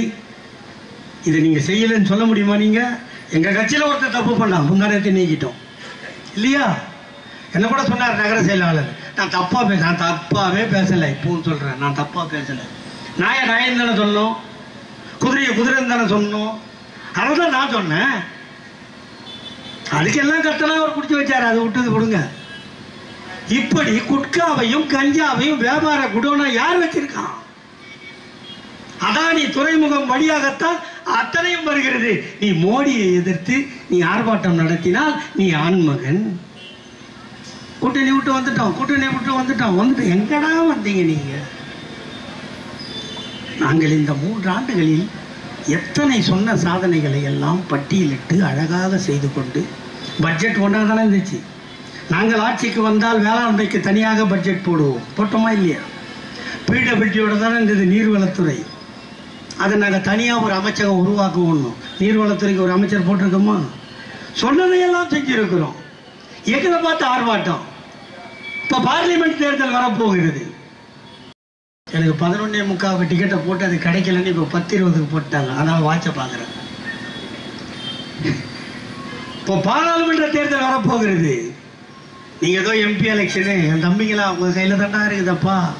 நீங்கள் தான் இன்னும் ஒரு 25-30 வருஷத்துக்கு இந்த நாட்டையும் திமுகவையும் காப்பாற்றுற பொறுப்பு உங்கள் கையில் இருக்குது. எனக்கு கைத்தட்டுறதோ எனக்கு விசில் அடிக்கிறதோ இல்லை. இந்த இயக்கம் அப்படிப்பட்ட இயக்கம். இந்த இயக்கம் வாழும் வரைதான் தமிழ்நாடும் தமிழ் மக்களும் உயிரோடு வாழ முடியும். இல்லை என்றால் செத்து போவீர்கள். இந்த முறை ஒருவேளை நரேந்திர மோடி வந்துவிட்டால் இதுதான் கடைசி தேர்தல். இதற்கப்புறம் தேர்தலே நடக்காது. அதிபர் ஆட்சி வந்துவிடும். இங்கே இருக்கின்ற மாநில சர்க்கார்லாம் உள்ளாட்சி அமைப்பு ஆக்கிடுவாங்க. அதுக்கு தான் அவங்க சொல்றாங்க ஒரே நாடு ஒரே தேர்தல். நம்ம ரேஷன் கடை வச்சிருக்கோம்ல, ரேஷன் பொருள் வாங்குறோம்ல, ஒரே நாடு ஒரே ரேஷன். ஏன் அங்கே சாப்பாட்டுக்கே இல்லாத கிடக்குறல்ல வடநாட்டில், அவன் பூரா இங்கே வந்து குவிஞ்சிட்டான். அவன் போனால் ரேஷன் கடையில் கொடுக்க மாட்டாங்க. அதுக்கு ஒரே நாடு ஒரே ரேஷன் இப்போ அவன் வாங்கிக்கலாம். நம்மளை போட்டு சிரிச்சிச்சுன்னா அப்படின்னுமாக்க. சரி, நீங்கள் ஓட்டு கேட்குறீங்க. வெள்ளம் வந்தது சென்னையில், செங்கல்பட்டு, காஞ்சிபுரம், திருவள்ளூர். வந்து பார்த்தீங்க, பணம் கொடுக்கணுமா இல்லையா? கொடுக்கல. அங்கே தென் தமிழகத்தில் திருநெல்வேலி, தென்காசி, தூத்துக்குடி இங்கெல்லாம் வெள்ளம் வந்துச்சு. நம்ம ஊர்கா மாமியோட வந்து பார்த்துருச்சு. ஒரு மாமி இருக்குதுல, நிதி மந்திரி மாமி, அதை வந்து பார்த்துச்சு. எதுக்கு வரீங்கன்னு கேட்குறேன். பணம் கொடுக்க மாட்டீங்க, அப்புறம் எதுக்கு வரீங்க? ஏன் வந்து பார்க்குறீங்க? வெக்கமா இல்லை உங்களுக்கு? 400 இடம் ஜெயிப்பாங்களாம். எங்கடா இருக்குது 400 இடம்? நீங்கள் காட்டு, கொஞ்சம் 400 இடத்த காட்டு பார்க்கலாம். உத்தரப்பிரதேசம், மத்திய பிரதேசம், ராஜஸ்தான், குஜராத், இந்த 4 ஸ்டேட்டு தான் நீங்கள் ஒழுங்காக ஆட்சி பண்ணுற ஊர். அதை மொத்தமாக கூட்டினாவே 160 தொகுதி தான் வரும். மொத்தமாக பிடிச்சாலே 160 தான். இங்கே நீங்கள் ஆளே இல்லை. தமிழ்நாடு இல்லை, கேரளா இல்லை, பெங்களூரு இல்லை, பாண்டிச்சேரியில் பாதியில் தூங்குறீங்க. அங்கே ரங்கசாமி டெய்லி செத்து செத்து பிழைக்கிறான் ஆள். பெங்களூரில் நீங்கள் இல்லை, அங்கே வெஸ்ட் பெங்காலில் நீங்கள் இல்லை. அப்புறம் எப்படி வருவீங்க நீங்கள்? ஆனால் நீங்கள் செய்த திட்டத்தை சொல்லுங்கள். நாங்கள் இவ்வளோ திட்டம் பண்ணுறோம், எங்களுக்கு கொடுக்க வேண்டிய பணத்தை கொடுக்க மாட்டேங்கிறோம். ₹1 வரியாக கொடுத்தா 26 பைசாவா நம்மளுக்கு. உத்தரப்பிரதேசம் ₹1 கொடுத்தா 1,4 ரூபா கொடுக்குறதான் திருப்பி. கேட்டால் அந்த புள்ள சவலையாக இருக்குது, நீங்கள் நல்லா புஷ்டியாக இருக்கீங்க, உங்களுக்கு பணம் தேவையில்லை. எவனா பிஜேபிக்காரன் கூட கேட்கணும், தாய்மார்கள் தான் கேட்கணும். எதையாவது கையில் எடுத்துகிட்டு கேளுங்க. எதையாவது கையில் எடுத்துகிட்டு கேட்டிங்கன்னா தான் பதில் சொல்லுவோம். பூரா கொலகார பசங்க, திருடு, பிட் பாக்கெட்டு, மொல்ல மாறி, முடிச்ச ஊற்றி எல்லாம் அந்த கட்சியில் போய் சேர்ந்துட்டான். இப்போ சீட்டு கொடுத்துருக்கான்ல, வெஸ்ட் பெங்காலில் ஒரு நடிகருக்கு சீட்டு கொடுத்தாங்க. எல்லாம் பொம்பளைங்களாம் எனக்கு கலடா பண்ணுறாங்க, அவனுக்கு சீட்டு கொடுக்கக்கூடாதுன்னு சொல்லி. ஏன்னா பெண்களை அவமானப்படுத்துகின்ற படத்தில் நடிப்பது தான் அவனுக்கு வேலை. இன்னொரு எம்பி ஒருத்தன் இருக்கான், உலக நடுவில் போய் விளையாட்டில் கலந்துக்கிட்டு ஒலிம்பிக் பதக்கத்தை வாங்கச்சில்ல குழந்தைங்க, பொம்பளை பசங்கம்மா தங்க பதக்கத்தை வாங்கி வந்து குவிச்சுதுங்க. அதுக்கிட்ட போய் பாலியல் வன்கொடுமை. அதுகள் போராடிச்சுங்க, டெல்லியில் போராடினுங்க, வாங்கின பதக்கத்தெல்லாம் கங்கையில் கொண்டு போய் கொட்டுச்சுங்க. அந்த ஒரு எம்பியை நீக்கல. 4 விவசாயியை கார் ஏற்றி கொண்டா ஒரு மந்திரியோட மகன், தெரியுமா உங்களுக்கு? அவனுக்கு இப்போ மறுபடியும் சீட்டு. இப்படி கட்சியை நடத்திக்கிட்டு தமிழ்நாட்டில் அண்ணாமலைன்னு ஒருத்தரை போட்டீங்க. நான் எப்போ சொல்கிறேன், எங்கள் தலைவருக்கு IPS 9 வருஷம் வேலை பார்த்தேன், எழுதி கொடுத்துட்டு வந்துட்டேன்னு சொல்கிறேன். கட்சிக்காரன் அப்படி தான் சொல்கிறேன். அவர் இஷ்டம், எழுதி கொடுத்துட்டு வந்தார், போடா. ஒரு IPS படிக்கிறது மட்டும்தான் அவன் வேலை. படித்து முடித்தான்னா அவனை தயார் பண்ணி IPS-ஆ அட்மிட் பண்ணுற வரைக்கும் தமிழ்நாடு சர்க்கார் செலவு செய்கின்ற பணம் பல லட்சங்கள். அவனுக்கு கண்டு சரியா தெரியலன்னா கண்டாக்டர் வச்சு ஆப்ரேஷன் பண்ணணும். காலு கோணியாக இருந்தான்னு நிமித்தணும். ஆள் சவலையாக இருந்தால் பேண்ட்டு நிற்கலை. நான் இருந்திருந்தேன்னா அந்த கமிட்டியில் அண்ணாமலையை எடுத்தே இருக்க மாட்டேன் வேலைக்கு. பேண்ட்டு நிற்காது இடுப்பில். இவ்வளவும் தயார் பண்ணி உன்னை உட்கார வைக்கிறது எதுக்காக? 58 வயசு வரைக்கும் இந்த மண்ணுக்காகவும் இந்த மக்களுக்காகவும் உழைப்பேன்னு சொல்லி தான் பொறுப்பேற்றுட்டு போகிறேன். 9 வருஷம் வேலை பார்த்தேன், விட்டுட்டு வந்துட்டேன். அங்கே என்ன சொன்னேன்? நான் தமிழர் என்று சொல்வதை விட கன்னடக்காரன் என்று சொல்வதில் நான் பெருமை அடைகிறேன். சொன்னியா இல்லையா? நீ சொன்னது வீடியோவா இருக்கு. இப்போ என்ன சொல்ற? என் மண் என் மக்கள். யார் மண் இது? இது எங்க மண்ணு. நீங்களாம் வாடகைக்கு வந்தவன், குடியிருந்தா வாடகை கொடுத்துட்டு ஒழுங்கா ஊட்டக்காலி விட்டு போயிட்டே இருக்கணும். சொல்றான் பாருங்களேன், வெக்கமே இல்லை. 9 வருஷம் IPS வேலை பார்த்தவன் எனக்கு ஒரு ஃப்ரெண்டு வீட்டு வாடகை கொடுக்குறான், இன்னொரு ஃப்ரெண்டு டீசல் போடுறான், இன்னொரு ஃப்ரெண்டு கார் கொடுக்குறான். தூக்கு போட்டு சாவு இல்லையா? நான் 8 மாசம் கட்சியில் இல்லை, 2 மாசம் ஜெயிலில், 6 மாசம் வீட்டில். என்ன எல்லோரும் சொன்னார்கள், அந்த எம்எல்ஏ பாரு, இந்த எம்எல்ஏ பாரு. யாரையாவது போனோம், எவனாவது பார்க்க வேண்டும் என்றால் என்னை என் வீட்டுக்கு வந்து பார்க்கட்டும். அவன் தான் கலைஞரின் மகன், அண்ணன் தளபதியின் தம்பி. ஆம்பளடா. நீ தமிழ்நாடு முழுக்க போன் பண்ணி கேட்டு பாரு, எவனையாவது நான் போய் பார்த்தேன்னு. ராத்திரி 1 மணிக்கு இந்த துண்டப்பாய் எடுத்து பார்ப்பேன், தூக்கம் வராது. மைக் இல்லை, மேடை இல்லை, எவ்வளோ அமைதியாக இருக்கும். இது கட்சி. உனக்கு வாடகை அடுத்தவங்கிட்ட வாங்கி சாப்பிட்ற உனக்கு வாய் ஏண்டா சொல்லு. வீட்டு வாடகை உனக்கு வக்கு இல்லாத உனக்கு வாங்க. சரி, நீங்க வரீங்க, ஓட்டு கேட்குறீங்க, வெக்கமா இல்லை? எம்ஜிஆரை புகழ்ந்துட்டு போற. அண்ணாமலை நீ தானே சொன்ன, உலகத்திலேயே பதவியில் இருக்கும்போது ஜெயிலுக்கு போன குற்றவாளி ஜெயலலிதா அண்ணாமலை தானங்க சொன்னாரு. என் பொண்டாட்டி ஜெயலலிதா விட 10 மடங்கு அறிவாளின்னு சொன்னான். எங்க அம்மா ஜெயலலிதா விட 100 மடங்கு அறிவாளின்னு சொன்னான். ஆனா முன்ன நிக்க வச்சுட்டு தான் நரேந்திர மோடி சொன்னார், ஜெயலலிதா ஜியே ஓட்டு பிச்சை எடுக்க. அர்த்தம் பேரை சொல்லி பிச்சை எடுக்கிறீங்க, நல்லா இருக்குது. நம்ம அர்த்தம் கஷ்டப்பட்டு பொண்ணு பார்த்து கல்யாணம் பண்ணி அவெல்லாம் கஷ்டப்பட்டு அந்த பொண்ணை மாசமாக்கி புள்ள பெற்று அதுக்கு பேர் வச்சு வளர்த்து ஆளாக்கி விட்டா இவன் போய் நான் தான் அப்பேன்றான். இந்த குழப்புக்கு உயிரோடு இருக்கலாமா? இப்போ அப்படித்தான் கிட்டத்தட்ட ஒரு 700 சொச்சம் எம்எல்ஏ எம்பிகளை விலைக்கு வாங்கி தான் ஊரெல்லாம் ஆட்சி அமைச்சிட்டு இருக்கான். இது ஒரு கட்சியா? அவர் ஏன் போடக்கூடாது? இப்போ கேட்குறான், இந்தியா கூட்டணியில் யார் பிரைம் மினிஸ்டர் கேண்டிடேட்? நாங்கள் 2004 சொல்லிட்டு வந்தோம். 2004 வாஜ்பாய் பிரதமராக இருந்தார் இல்லையா? அப்போ அவங்க என்ன இந்தியா ஒளிர்கிறது வாஜ்பாய்க்கு ஓட்டு போடுதுன்னு கேட்டீங்க. நாங்கள் யார் பிரைம் மினிஸ்டர் சொல்லவே இல்லை. எங்கள் தாத்தா கலைஞர் மட்டும்தான் சொன்னார், நேருவின் மருமகளே வருக நிலையான ஆட்சி தருக இல்லையா? ஓட்டு போட்டோம், 10 வருஷம் ஆட்சி பண்ணோம். கேட்குறோம், நீங்கள் டெல்லியில் காங்கிரஸோட கூட்டணி இருக்கும்போது என்ன கொண்டு வந்தீர்கள்? உன் கண் எதிர்க்கிற இந்த பாலங்கள்லாம் போய் பாடுறா, நேஷனல் ஹைவேஸ் எல்லாம் போய் பாடுறா, தமிழ் செம்மொழி ஆய்வு மையத்தை போய் பாடுறா, சேது சமுத்திர கால்வாய் திட்டத்தை கொண்டு வந்தண்டா, காவேரி பிரச்சனை தீர்த்துருக்கண்டா. இவ்வளவும் நாங்கள் பண்ணோம் இந்தியா ஐக்கிய முற்போக்கு கூட்டணியில். நீ இந்த 10 வருஷம் என்ன பண்ண? எவ்வளோ கேஸ் இருந்தது? விலை 380 ரூபா இருந்ததா? 1150 ரூபா. யார் அப்போ விட்டு பணத்தை கொடுக்குறது? 52 ரூபா இருந்த பெட்ரோலு 102 ரூபா. டீசல் விலை ஏறி போச்சு. டீசல் விலை ஏறினதுனால காய்கறியிலேருந்து மளிகை சாமான்லேருந்து எல்லாம் விலை ஏறி போச்சு. அதை குறைக்கிறதுக்கு துப்பு இல்லை. கேட்டால் தமிழில் குரல் சொல்கிறாராம். தமிழில் திருக்குறள் அவர் சொல்கிற திருக்குறளில் பார்த்துக்கிறீங்களா நீங்கள்? வெக்கக்கேடு. தமிழ் வாயில் நுழையிலாம் விட்டு போயிட்டோம். எங்கள் பசங்க அதை கேட்டு திருக்குறள் சொல்லுதுங்க. சொன்னால் உடனே தமிழை வளர்த்துட்டாராம். தமிழ் வழக்கத்துக்கு என்ன பணம் கொடுத்துருக்கான்னு தெரியுங்களா உங்களுக்கு? பேசவே கூடாத வார்த்தை சமஸ்கிருதம், அதுக்கு கோடிக்கணக்காக அள்ளி கொடுக்கறது. பேசியே ஆட்சியை பிடிச்ச கட்சி திமுக தமிழ்நாட்டில். நாங்கள் காசு கேட்டால் இல்லை, தமிழுக்கு காசு இல்லை, எல்லாத்தையும் விலை ஏற்றிட்ட. சரி, நீ விலை தான் ஏற்றுறீங்க. இந்தியா இந்தியா நாடு நாடுன்ற நாடையாவது ஒழுங்காக வச்சிருக்கியா? நாங்கள் ஏதோ ஒரு விளம்பரம் கொடுத்தோம். விளம்பரம் கொடுத்தா அந்த சீனா கொடி வந்துருச்சா? சீனா கொடி தானே வந்தது.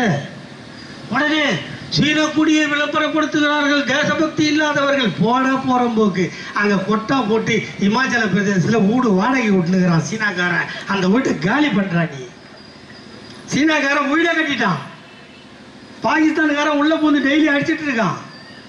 அதை கேட்க துப்பு இல்லை. வெளியுறவு கொள்கை ஒழுக்கு இல்லை. நாட்டை பாதுகாக்க வக்கு இல்லை. காப்பாற்ற வேண்டியதெல்லாம் அம்பானி அதானி. நம்ம மதுரை ஏர்போர்ட்டை எவ்வளோ நாளாக கேட்டுக்கிறோம், சர்வதேச விமான நிலையமாக மாற்றுன்னு. அம்பானி வீட்டு கல்யாணத்துக்கு ஒரு ஏர்போர்ட்டை சர்வதேச விமான நிலையம் ஆகிட்டோம்.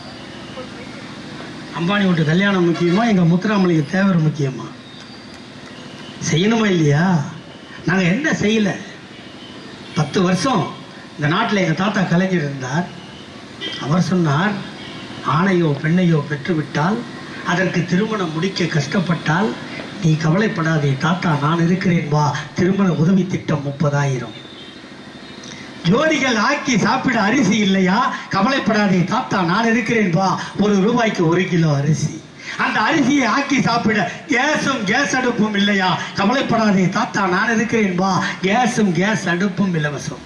ஆக்கி சாப்பிட்ட ஜோடிக்கு பொழுது போகவில்லையா? கவலைப்படாதே தாத்தா, நான் இருக்கிறேன் வா, இலவசமாய் வண்ண தொலைக்காட்சி பெட்டி தருகிறேன், சந்தோஷமாக வாழுங்கள். மணமகள் கர்ப்பமாகி விட்டாலா? 7 மாதம் ஆகி போனதா?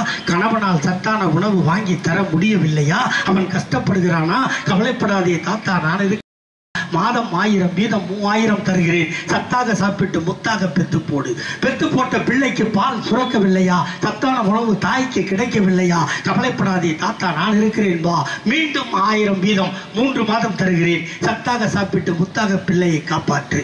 வளர்ந்த பிள்ளை பள்ளிக்கு செல்ல வேண்டுமா? ஸ்கூல் ஃபீஸ் கட்ட பணம் இல்லையா? கவலைப்படாதே தாத்தா, நான் இருக்கிறேன் வா, school fees free, uniform free, புத்தகம் ஃப்ரீ, புத்தகம் போடுகின்ற பையும் ஃப்ரீ, அவன் பஸ்ஸிலே போவதற்கு பஸ் பாஸும் ஃப்ரீ. பள்ளிக்கு போன பிள்ளை சவலையாக இருக்கிறானா? அவனுக்கு சத்தான உணவு இல்லையா? கவலைப்படாதே தாத்தா, நான் இருக்கிறேன் வா, வாரம் 5 முட்டை சத்துணவாய் தருகிறேன். அவன் முட்டை சாப்பிட மாட்டானா?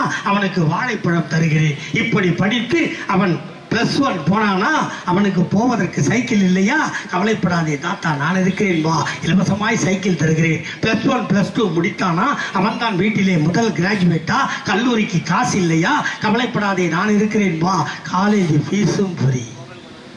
அவனும் காதலித்தானா, அவனும் கர்ப்பம் வைக்கிறானா, அவனும் பிள்ளை பெற்றானா, இப்படி கொடுத்து கொண்டே இருக்கிறேன். பெத்து பெத்து பெத்து வயதாகி போனாயா, நீயும் கவலைப்படாதே, மாதம் 750 ரூபாய் பென்ஷன் தருகிறேன், பேரனை பார், பேத்தியை பார், சந்தோஷமாக வாழு. காலம் கெட்டு போனதா, சிக்காகி போனாயா, ஆட்டோவுக்கு பணம் இல்லையா, ஆஸ்பத்திரிக்கு போக முடியவில்லையா, கவலைப்படாதே தாத்தா, நான் கொடுத்த கலைஞர் காப்பீட்டு அட்டையை காட்டு, 108 ஆம்புலன்ஸில் போ, ஆஸ்பத்திரியில் படு, ஆஸ்பத்திரியில் வைத்தியன் பணம் கேட்கிறானா, கவலைப்படாதே, கலைஞர் காப்பீட்டு அட்டையை காட்டு, 1 லட்சம் ஃப்ரீ, வைத்தியம் பார், வீட்டுக்கு வா. காலம் கெட்டு போனதா, நீ செத்து போனாயா, உன் பிணத்தை தூக்க 4 பேர் இல்லையா, தன்மானம் தடுக்கிறதா, தாத்தா நான் போட்ட சட்டம் இந்த நாட்டில் மார்ச்சரி வேணும் ஃப்ரீ, பிணத்தை கொண்டு வந்தாயா, போட்டு பார்த்தாயா, அழுதாயா, ஈ வைக்கிறதா, எறும்பு கடிக்கிறதா, தாத்தா நான் போட்ட சட்டம் ஃப்ரீசர் பாக்ஸும் ஃப்ரீ, பார்த்தாயா, அழுதாயா, சுடுகாடு போனாயா, கொளுத்த வேண்டுமா, புதைக்க வேண்டுமா,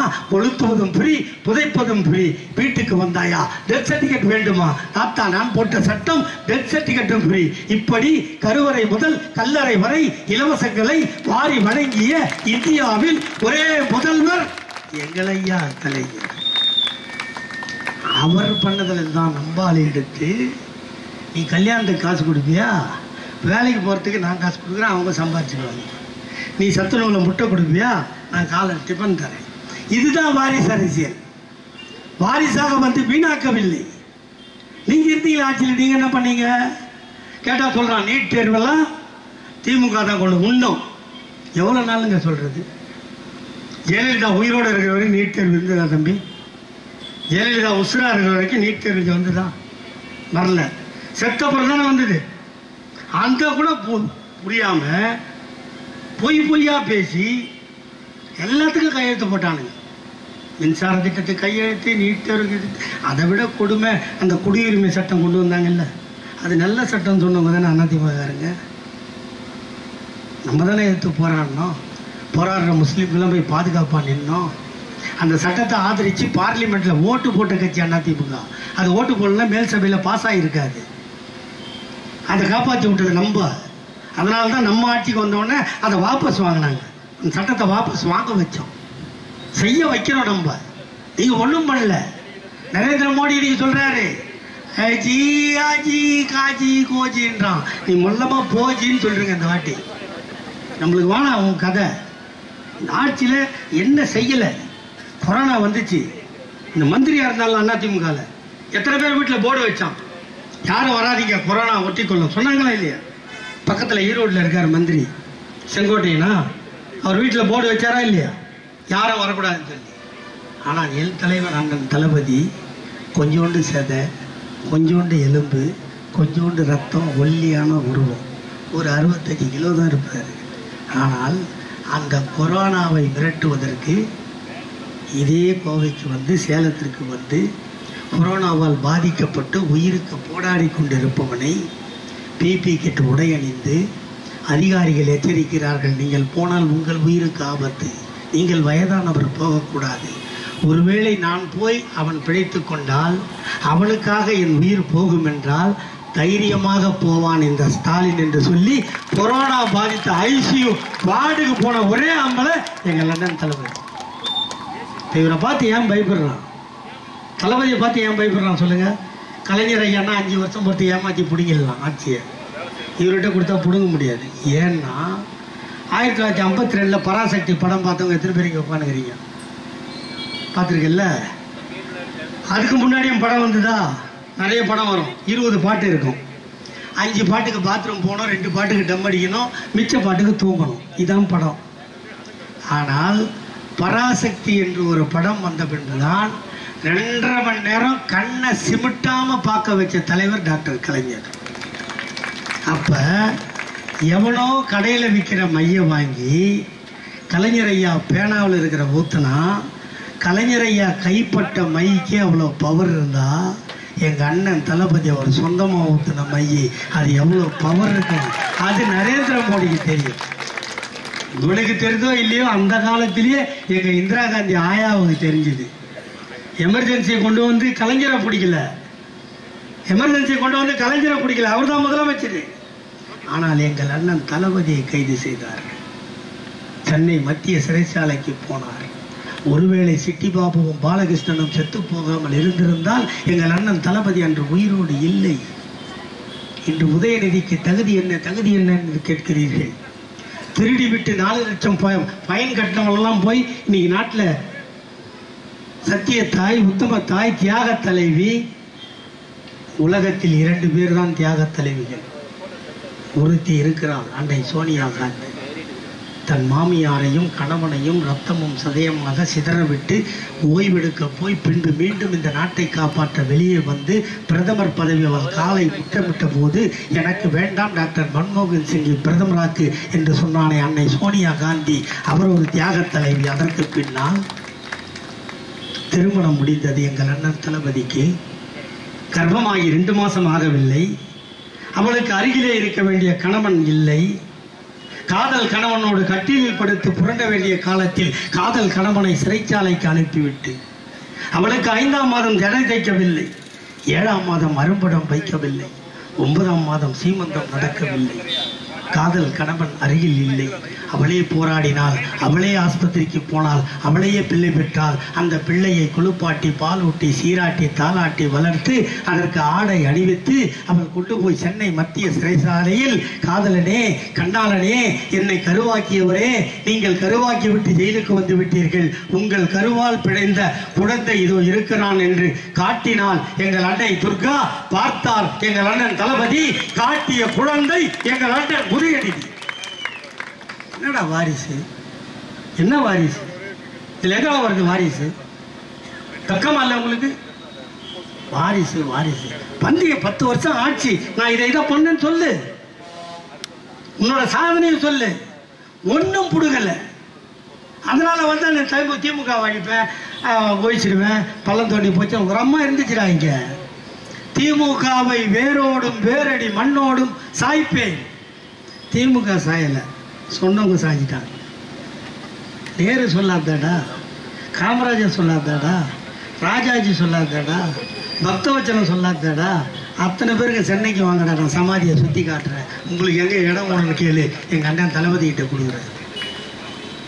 இவ்வளவு சாதனைகளை செய்ததற்கு பின்னால் தன் சாதனைகள் கட்டுப்போகாமல் இருக்க தன் மகனை அதற்காக தயார்படுத்தி விட்டு போனால், ஒரு ஆபீஸுக்கு வேலைக்கு போனா என்ன படிச்சிருக்கேன்னு கேட்கறாங்கல்ல, என்ன கிளாஸ்ல பாஸ் பண்ணியிருக்க, மார்க் எவ்வளோன்னு கேட்கறல்ல. அது மாதிரி நாங்கள் அடிப்படையிலிருந்து உருவாக்கி படிப்படியாக எங்கள் அண்ணன் தளபதியை பொதுக்குழு உறுப்பினர், இளைஞரணி செயலாளர், பொருளாளர், துணை செயலாளர், செயல் தலைவர், துணை முதல்வர், உள்ளாட்சித்துறை மந்திரி, பின்னால் முதல்வர்.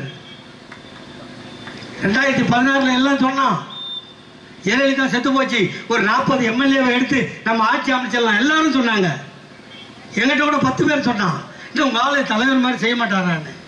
நான் சொன்னேன், எங்கள் தலைவர் டாக்டர் கலைஞருக்கு பிறக்காமல் வேறு யாருக்காவது பிறந்திருந்தால் அந்த வேலையை எங்கள் அண்ணன் தளபதி செய்திருப்பார். அவர் உடம்பில் ஓடுவது ஐயா கலைஞரின் ரத்தம். ஆகவே மக்களை சந்தித்து வாக்கு வாங்கி முதலமைச்சராகிறதே தவிர எச்சை சாப்பாடு சாப்பிட்டு அடுத்த கட்சியிலிருந்து ஆளை திருடி முதல்வர் ஆவதற்கு இந்த முத்துவேல் கருணாநிதி தயாராக இல்லை என்று சொன்னவன் எங்கள் அண்ணன் தளபதி. அதனால நீங்க ஜாக்கிரதையா இருங்க, அவ்வளவுதான் நான் சொல்லுவேன். இங்க உட்காந்துருக்க எல்லாருக்கும் பாருங்க, எங்களுக்கு எந்த பிரச்சனையும், நான் எல்லா கதையும் முடிச்சுட்டேன். பேரம்பேத்திலாம் படிக்க வச்சாச்சு, ஸ்கூல் போகுது. உங்கள் தலைமுறைகள் வாழ வேண்டும், உங்கள் தலைமுறைகள் கல்வி கற்க வேண்டும். நீ ரயில்வே ஸ்டேஷனுக்கு போ, இந்திக்காரன். பேங்க்குக்கு போ, இந்திக்காரன். போஸ்ட் ஆபீஸுக்கு போ, இந்திக்காரன். ஒரு டிடிஆர் ஹிந்தியில பேசுறான், கையை வாங்கினா தமிழ்ல பேசுறான். தமிழ் தெரிந்து இந்த நிலைமை எங்க போய் முடியும்? தமிழ்நாடு தமிழருக்கு என்று குரல் கொடுக்க எவ்வளவு நேரம் ஆகும்? அடக்குமுறை அடங்க அடங்க அடங்க அடங்க அடிக்க அதுதான் தீவிரவாதமாக உதயமாகிறது.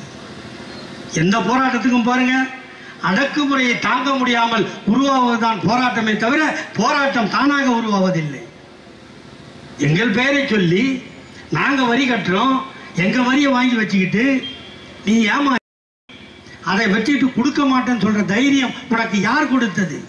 அதுக்கு மேல சொல்றான், இவன் தான் என்னமோ பிறந்த அவங்க ஆத்தாளுக்கு, அதுக்கப்புறம் இவன் கர்ப்பமா இருந்து இந்தியாவை பெற்று அதை இவனையே வளர்த்து இப்போ வளர்த்து வச்சிருக்க மாதிரி சொல்றான்.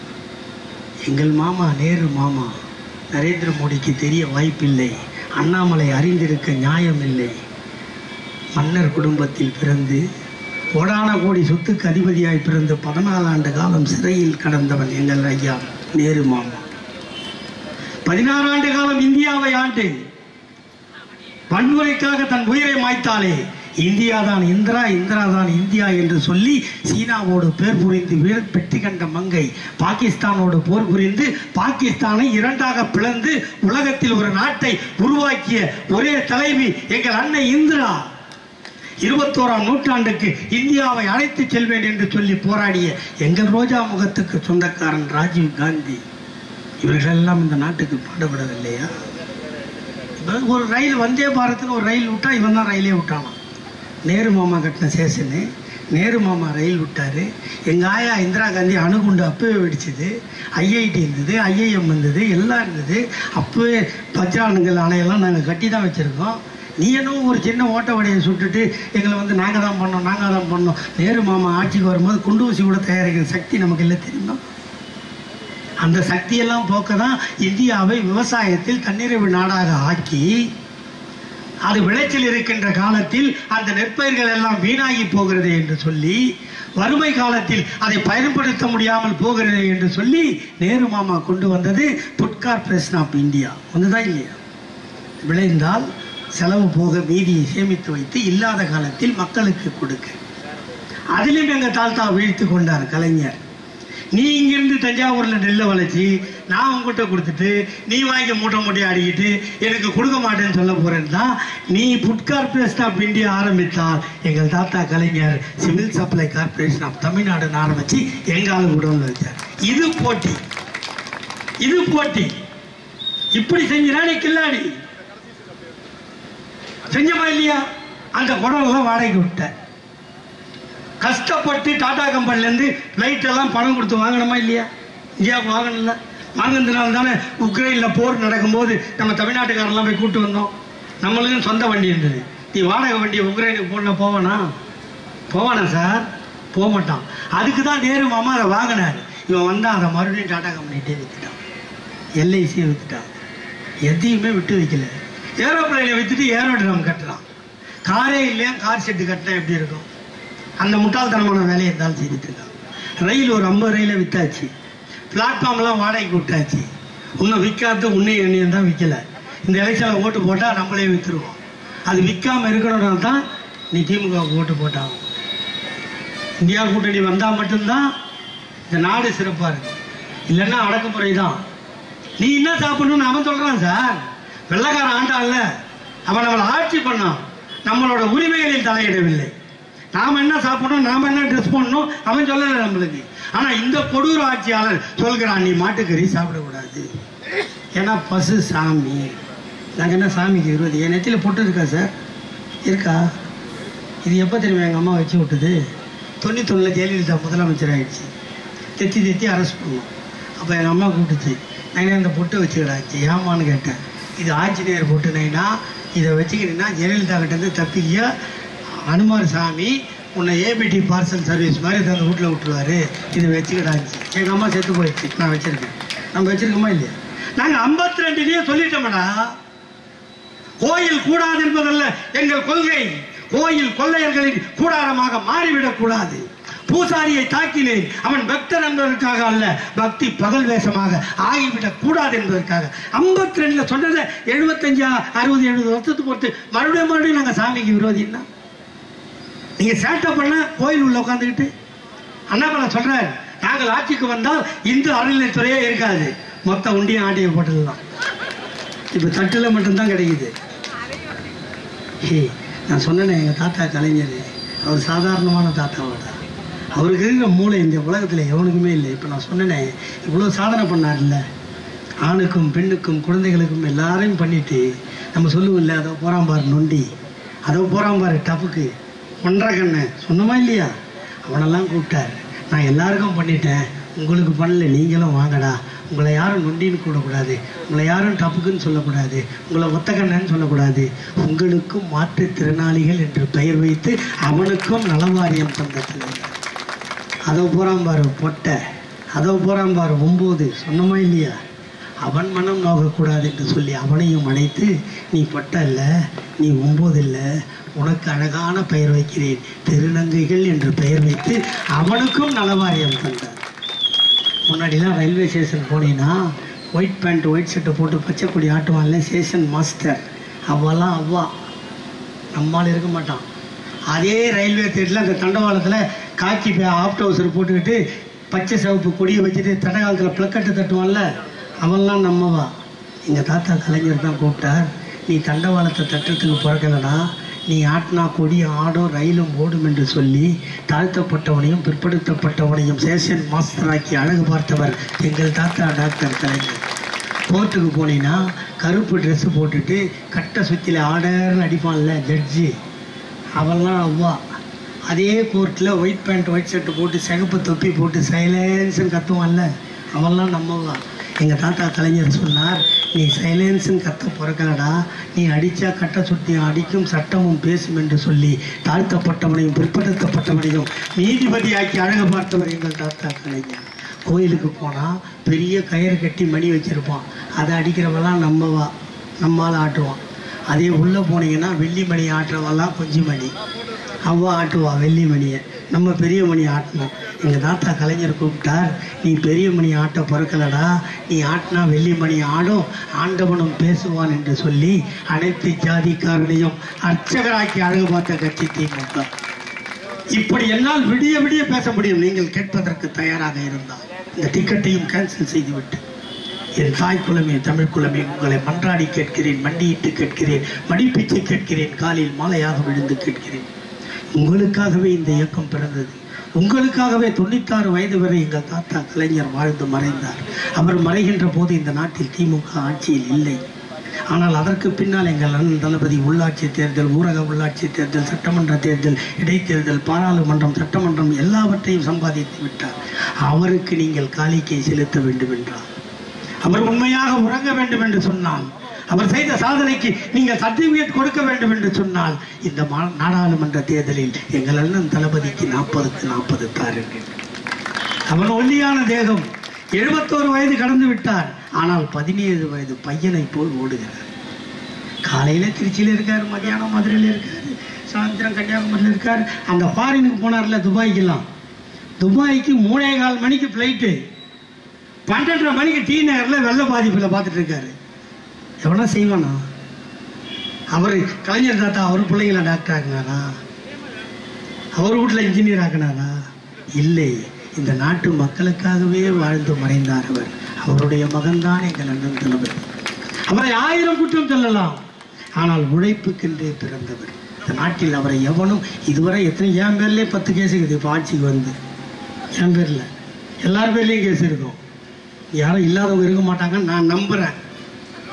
ஆனால் இந்திய திருநாட்டில் தமிழ்நாட்டை ஆளுகின்ற எங்கள் அண்ணன் தளபதிக்கு ஒரே ஒரு வழக்கு கூட இல்லாத ஒரு மனிதன் என்றால் எங்கள் அண்ணன் தளபதியை தவிர வேறு எவனுமே இல்லை. அவ்வளோ பியூராக வச்சுருக்கோம் நாங்கள். இவ்வளோ பியூர் சரக்கை வச்சு நாங்கள் விற்றுட்டு இருந்தால், ஏண்டா கள்ள சாராயத்தையும் சப்பியும் கஞ்சாமத்தையும் வந்து இங்கே ரோட்டில் விட்டு அண்ணாமலை ஒரு ஆள், அவருக்கு 2 ஓட்டு வராதாங்க. தாத்தா பெரியாப்பா நீ வாயன், இந்த தேர்தல் நடக்குது இல்லை, நீ ஆம்பளை தானே, நீ ஐபிஎஸ் தானே, இதெல்லாம் உண்மையாக இருந்தால் எந்த தொகுதி தமிழ்நாட்டில் இருக்கிற 39 தொகுதியில் நீ நின்று நீ அண்ணாமலை ஜெயிச்சிட்டான்னு ரிசல்ட் வரட்டேன்டா, நான் தூக்க மாத்திரை துண்டு செத்துடுறேன். நீ தயாராக அந்த சவாலை ஏற்றுக்க? இந்த அங்கே ஒருத்தன் தான், இந்த கரூரில் அவன் பேர் நாங்கள் போக்குவரத்து மந்திரி விஜயபாஸ்கர், அந்த வீடியோ வேறு என்கிட்ட காமிச்சு தொழிச்சாங்க. அவன் பேசியிருக்கான் போன தேர்தலில் 21 தேர்தலில் செந்தில் பாலாஜி நான் பார்த்து, நான் உறப்படுக்கு பொறுத்துருந்தா உன்னை இந்த வாட்டி தோக்கடிச்சிடறேன்டான்னு இருக்கான். இப்போ நீ தோற்று போயிட்டு என்ன பண்ணியிருக்கணும்? ஒன்று உங்கள் அம்மா கிட்ட போய் யாருன்னு கேட்டுருக்கணும். கேட்கணும். ஏண்டா நான் என்ன சொல்கிறேன்னா, தேர்தலில் நிற்கிறேன், என் அண்ணன் செந்தில் பாலாஜி எதனா வாயை திறந்தாரா? கரூரில் 4 தொகுதி ஆம்பளையாக நின்னா, ஆம்பளையாக நிற்க வச்சா 4 சீட்டையும் ஜெயிச்சு கொடுத்தான். கோயம்புத்தூரில் 10 தொகுதி தோத்துட்டான், 3 மாதம்தான் பொறுப்பு மந்திரி. ஏன் அந்த சக்தி அவருக்கு இருக்க சொல்கிறீங்களா?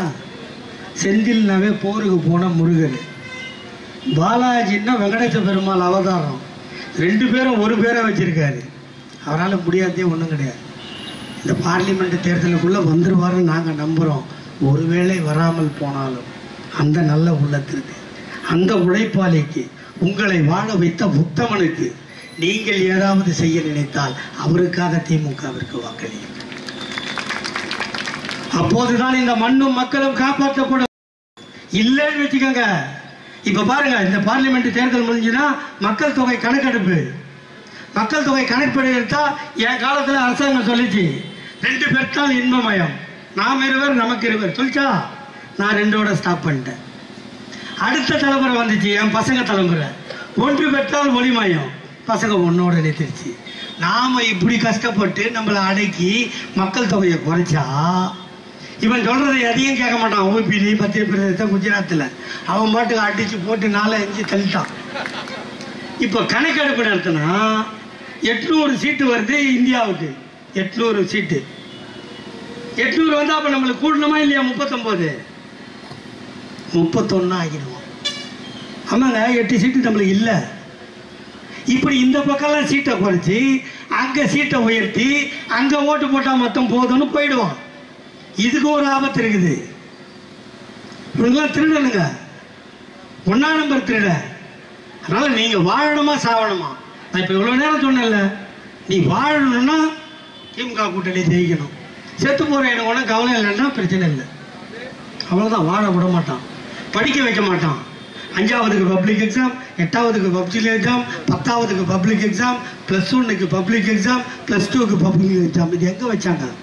ஏன் 5ஆவது பைலட்டா நிப்பாட்டிடுவேன், மாடு மேய்க்க அமைச்சிடலாம். 8ஆவது பைலட்டா நிப்பாட்டிடுவேன், 10ஆவது பைலட்டா அதுக்குதான் இத்தனை தடக்கல் போடுறான். அதை இந்த தடக்கல்லாம் தாண்டறதுக்கு தான் எங்கள் அண்ணன் தளபதி படிக்கிற பசங்களுக்கு 1000 தரேன், அவங்க அப்பாவா நான் 1000 தரேன், படிச்சு ஒழுங்கா கரை சேர்க்கிட்டு. நீ படிச்சா மட்டும்தான் அதை எவனும் திருட முடியாது. பணம் இருந்தா திருடிடுவான், படிப்பை திருட மாட்டான். படிங்க என் கண்பணியேன்னு சின்ன குழந்தையிலேருந்து சாப்பாடை கொடுத்து வளர்க்குறாரு. அதுதான் தளபதி, அதுதான் உதயநிதி. இப்ப சொல்றேன், நமக்கு எங்களுக்கு தான் பூச்சா இருக்கு. இந்த கட்சியை காப்பாற்றணும்னா அந்த உதயநிதி வர வேண்டும். அப்பதான் அந்த உதவ வேண்டும் என்ற எண்ணம் அந்த ரத்தத்தில் மட்டும்தான் உள்ளது. அதனால் நீங்கள் சிந்தித்து உங்கள் நெஞ்சில் கை வைத்து ஐயா பெரியாரின் உழைப்பையும், ஐயா கலைஞரின் உழைப்பையும், அண்ணன் தளபதியின் உழைப்பையும், இப்போது உழைத்துக் கொண்டிருக்கின்ற எங்கள் அண்ணன் உதயநிதியின் உழைப்பையும் மனதில் வைத்து சிந்தித்து உதயசூரியனை உதிக்க செய்தால் அது உங்கள் வீட்டுக்கு வெளிச்சம் தரும், இந்த நாட்டுக்கும் வெளிச்சம் தரும். வாய்ப்புக்கு நன்றி. வெல்க தமிழ். வணக்கம்.